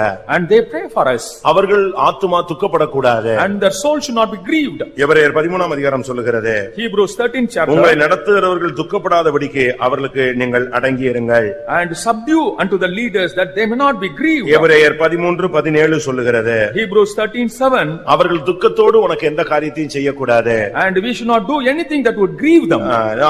அது உனக்கு நன்மையாக அமையாது. That will not be profitable. உனக்காக அவங்க ஜெபிக்கிறாங்க. They pray for you. உன்னுடைய சுக துக்கங்கள்ல வந்து நிக்கறாங்க. And they come for you in all உன்னுடைய நன்மை occasions. தீமையில வந்து நிக்கறாங்க. At the good and evil they come for உன்னுடைய you. உன்னுடைய பிறப்பு இறப்புல வந்து நிக்கறார்கள். And at the time of birth and death they come. உன்னுடைய ஆத்துமாவுக்காக அவர்கள் உத்தரவாதம் பண்ணுகிறார்கள். And they are responsible for your soul. அவர்களுக்கு நீங்கள் உங்களை ஒப்பு கொடுக்க வேண்டும். You have to submit to them. முன்பு கர்த்தருக்கும் பின்பு பரிசுத்தவான்களுக்கும் உங்களை ஒப்பு கொடுக்கிற ஒரு கடன் இருக்கிறது. You have a debt of submitting the Lord first and to the saints next. நீ ஒரு சும்மா வந்துட்டு போயிட கூடாது. Simply you should not come and go. பரிசுத்தவான்களுக்கு உங்களை ஒப்பு கொடுக்க வேண்டியது அவசியம். You have to submit to the saints of God. இந்த கடன்களை எல்லாம் தீர்த்தால்தான் நாம் பரலோக ராஜ்யத்திலே ஜெயாளிகளாய் போய் சேர முடியும். Only if we repay all these debts we can go into the kingdom of God as victors. இந்த கடனை அடைக்க உன்னிடத்தில் என்ன இருக்கிறது? And what do you have to repay the debt? உனக்குள்ள ஒரு குடம் எண்ணெயை கர்த்தர் வைத்திருக்கிறார். The Lord has kept a pot of oil in you. அந்த நம்பிக்கையுள்ளவர்கள் எல்லாரும் கண்களை மூடுவோம். And trusting that, let's close our eyes. என்றால் எல்லாரும் முழங்கால் படியிடுவோம். If possible, stand on the knees. இன்றைக்கு கர்த்தர் உன்னோடு திட்டமாய் பேசி இருக்கிறார். Clearly the Lord has spoken to you. கடன் வாங்கிட்டு அதை கர்த்தர் கொடுத்தாருன்னு சொல்லிராத. Borrowing, don't say that the Lord has given. கடன்களை அடைக்க கர்த்தர் உன்னை ஆசீர்வதிக்கட்டும்.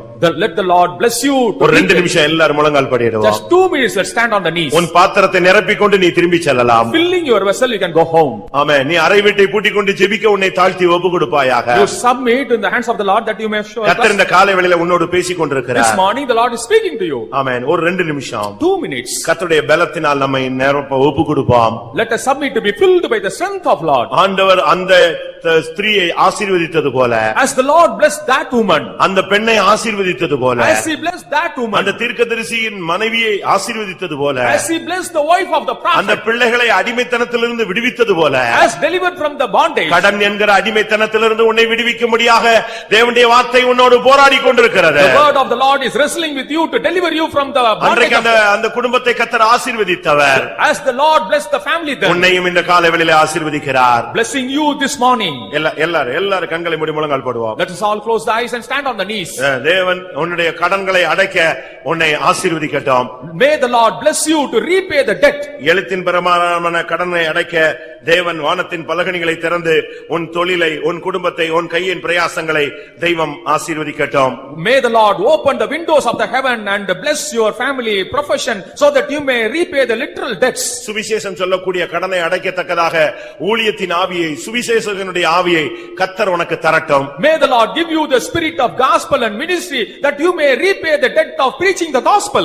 வாங்குவதை பார்க்கிலும் கொடுப்பதே பாக்கியம் என்ற வார்த்தையின்படி கொடுக்கும் சிந்தையை கர்த்தர் உனக்கு தரட்டும். May the Lord give you the mind of giving, that is, giving is better than borrowing. ஸ்தோத்திரிக்க கடனாளிகளா இருக்கிறோம். ஆனபடியால் எப்பொழுதும் ஸ்தோத்திரம் செலுத்தி அந்த கடனை தீர்க்க கர்த்தர் நமக்கு உதவி செய்யட்டும். We are debtors to praise, so let us praise always and repay the debt in that way. யாரையும் வெறுக்காதிருங்கள், யாரையும் புறம்பே தள்ளாதிருங்கள், எல்லாரையும் ஒரே போல் நேசியுங்கள். Do not cast away anyone or hate anybody, you love all uniformly. கர்த்தருக்கும் அவருடைய ஊழியர்களுக்கும் உங்களை சமர்ப்பியுங்கள். Submit to the Lord and to the workers. இந்த கடனை தீர்த்து விட்டு மீந்ததை வைத்து இந்த கிருபையின் வாழ்வை ஓடி முடியுங்கள். Repaying the debts with what you have rest, you will run the race. கடன் கொடுத்தவன், கடன் வாங்கினவன் கடன் கொடுத்தவனுக்கு அடிமை.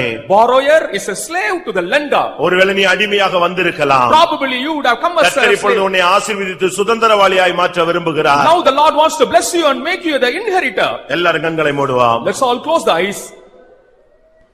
எழுத்தின் பிரகாரமாக எனக்கு பல நூற்றுக்கணக்காக, ஆயிரக்கணக்காக, லட்சக்கணக்காக, கோடிக்கணக்காக எனக்கு கடன் இருக்கு. நான் தெரிஞ்சோ தெரியாமலோ சூழ்நிலையிலயோ பிசினஸ்லயோ எதுக்கோ நான் வாங்கிட்டேன். அப்படிப்பட்ட கடன் எனக்கு இருக்குன்னு சொல்றவங்க யாராவது கை வைத்துங்க. உங்களை வெட்கப்படுத்துறதுக்கு அல்ல, உங்களுக்காக ஜெபிக்க போகிறோம். If you say that literally you have some loans and debts because of the situation, without feeling shy, you put up your hands and we will pray for you. நீ பேங்க் வாசல்ல போய் நீ கேக்குறது இல்ல, தெய்வத்துக்கு முன்பாக நீ கைகளை உயர்த்துகிறாய். You are not going before the bank gates, but you are raising the hand before the Lord. உன் சொந்தக்காரங்க நண்பர்கள் மத்தியில உன்னை கை வைத்து சொல்லல, சபையில தேவனை நோக்கி கைகளை உயர்த்து. We don't ask you to raise your hand before the relatives and friends, but before the Lord you are asked to raise your hand. யாரெல்லாம் கைகளை உயர்த்தி இருக்கிறார்களோ அவர்களுடைய தொழிலை கர்த்தர் ஆசீர்வதிக்க போகிறார். And those who have raised the hands, the Lord is going to bless such people. இல்லாவிட்டால் வழிகளை கர்த்தர் திறக்க போகிறார். Or the Lord is going to open the way. கர்த்தருக்கு வழிகள் உண்டு.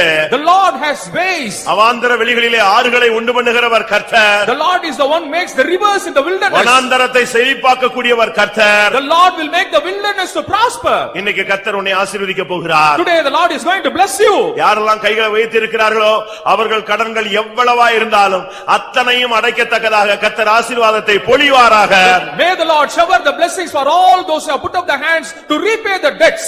ஆவிக்குரிய கடன் இருக்கிறது எத்தனை பேருக்கு இருக்கிறது? How many of you have the spiritual debts? இன்றைக்கு ஒரு தீர்மானம் எடுங்கள். Today you make a decision. கர்த்தாவே நான் சுவிசேஷம் சொல்லுவேன். Lord, I will preach the gospel. கர்த்தாவே நான் உதவி செய்வேன். I will do the ministry. கர்த்தாவே நான் ஸ்தோத்திரம் பண்ணுவேன். I will praise Lord. கர்த்தாவே ஊழியர்கள் கையிலே என்னை ஒப்புக்கொடுப்பேன். I submit to do your ministry. கர்த்தாவே நான் எல்லாரையும் உம்மை போல நேசிப்பேன். Lord, I will love all uniformly. என்னை பலப்படுத்தும். You will strengthen என்னை me. பலப்படுத்தும். Strengthen me. என்னை பலப்படுத்தும். Strengthen me. ஆமென். இந்த கடன்களை தீர்த்து நான் உம்மிடத்திலே ஜெயாலியாய் வர வாஞ்சிக்கிறேன். I want to repay the debts and come as an overcomer to you. கர்த்தர் உதவி செய்ய வல்லவர். The Lord is able to help you. அந்த பெண்ணினுடைய அந்த எண்ணெயை வர்த்திக்க பண்ணின தெய்வம் The Lord who made the oil of the woman to increase. இன்றைக்கு கர்த்தர் உன்னையும் ஆசீர்வதித்து பெருக பண்ண போகிறார். The Lord to make your life to increase. விசுவாசிக்கிறவர்கள் கரங்களை உயர்த்தி ஸ்தோத்திரம் பண்ணிக்கொண்டே இருங்கள். கர்த்தர் ஒரு ஆசீர்வாதத்தின் பெருமழையை பொழியட்டும். Keep praising the Lord. The Lord will shower the blessings on you. கண்ணீரோடு எலிசாவிடத்தில் வந்த பெண் நம்பிக்கையோடு வீட்டுக்கு திரும்பி போய் அறை கதவை பூட்டினாள். இன்னைக்கு நீ பலவிதமான கடன்களோடு வந்தா என்பதை வேத வசனம் உன்னை சுட்டி காட்டி இருக்கிறது. நீ விசுவாசத்தோடு திரும்பி செல். ஆமென். இப்ப இப்ப இப்ப இந்த ஆராதனையுடைய லாஸ்ட் போர்ஷன்ல கர்த்தர் என்ன செய்ய போறார் தெரியுமா? ஒருவேளை ஒரு குடம் எண்ணெய் கூட இல்லைன்னா கர்த்தர் அந்த ஒரு குடம் எண்ணெயை உன் கையில கொடுத்து இப்ப அனுப்ப போகிறார். ஹல்லேலூயா.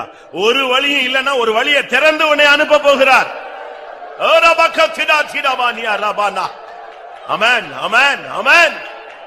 எல்லாரும் கை வைத்து ஒரு நிமிஷம் ஜெபிக்கலாம். இந்த சபையில யாரெல்லாம் கடனாளிகளா இருக்கிறாங்களோ, எழுத்தின்படியான உள்ள கடன் எத்தனை லட்சம் இருந்தாலும் சரி, கோடிக்கணக்கில் இருந்தாலும் சரி, அவன் கடன்ங்கிற அந்த பாட்டு இன்னைக்கு நிக்கணும். அடுத்த சாட்சியில கர்த்தர் என் கடனை தீர்த்தாருன்னு சொல்லணும். ஆமா, நாளைக்கல்ல இன்றைக்கே அதுக்குரிய பரத்திலிருந்து கட்டளைகள் பிறக்கட்டும். இயேசுவின் நாமத்துல கர்த்தர் வழிகளை திறக்கட்டும். எல்லாரும் ஒருமனப்பட்டு போராடுவோம். தற்போதைய நிலவரத்தை தேவ சந்நிதியில விளங்கிக் கொள்ள கர்த்தர் ஒரு வாய்ப்பை கொடுத்தார். அதற்காக ஸ்தோத்திரம் பண்ணுவோம்.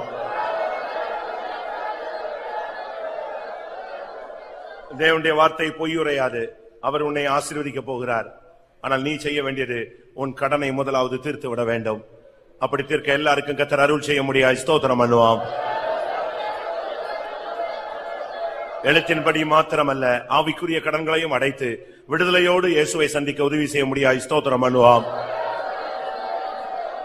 எல்லா கடன்களையும் தீர்த்தருளை சேர்க்க இயேசு வருகிறார். அதற்காக ஸ்தோத்திரம் பண்ணுவோம். அந்த நாளுக்கென்று எல்லாரையும் தகுதிப்படுத்த முடியாது. ஸ்தோத்திரம் பண்ணுவோம். பிதா குமாரன் பரிசுத்த ஆவியானவருக்காக ஸ்தோத்திரம் பண்ணுவோம். எல்லா மகிமையும் அவருக்கே செலுத்தி ஸ்தோத்திரம் பண்ணுவோம்.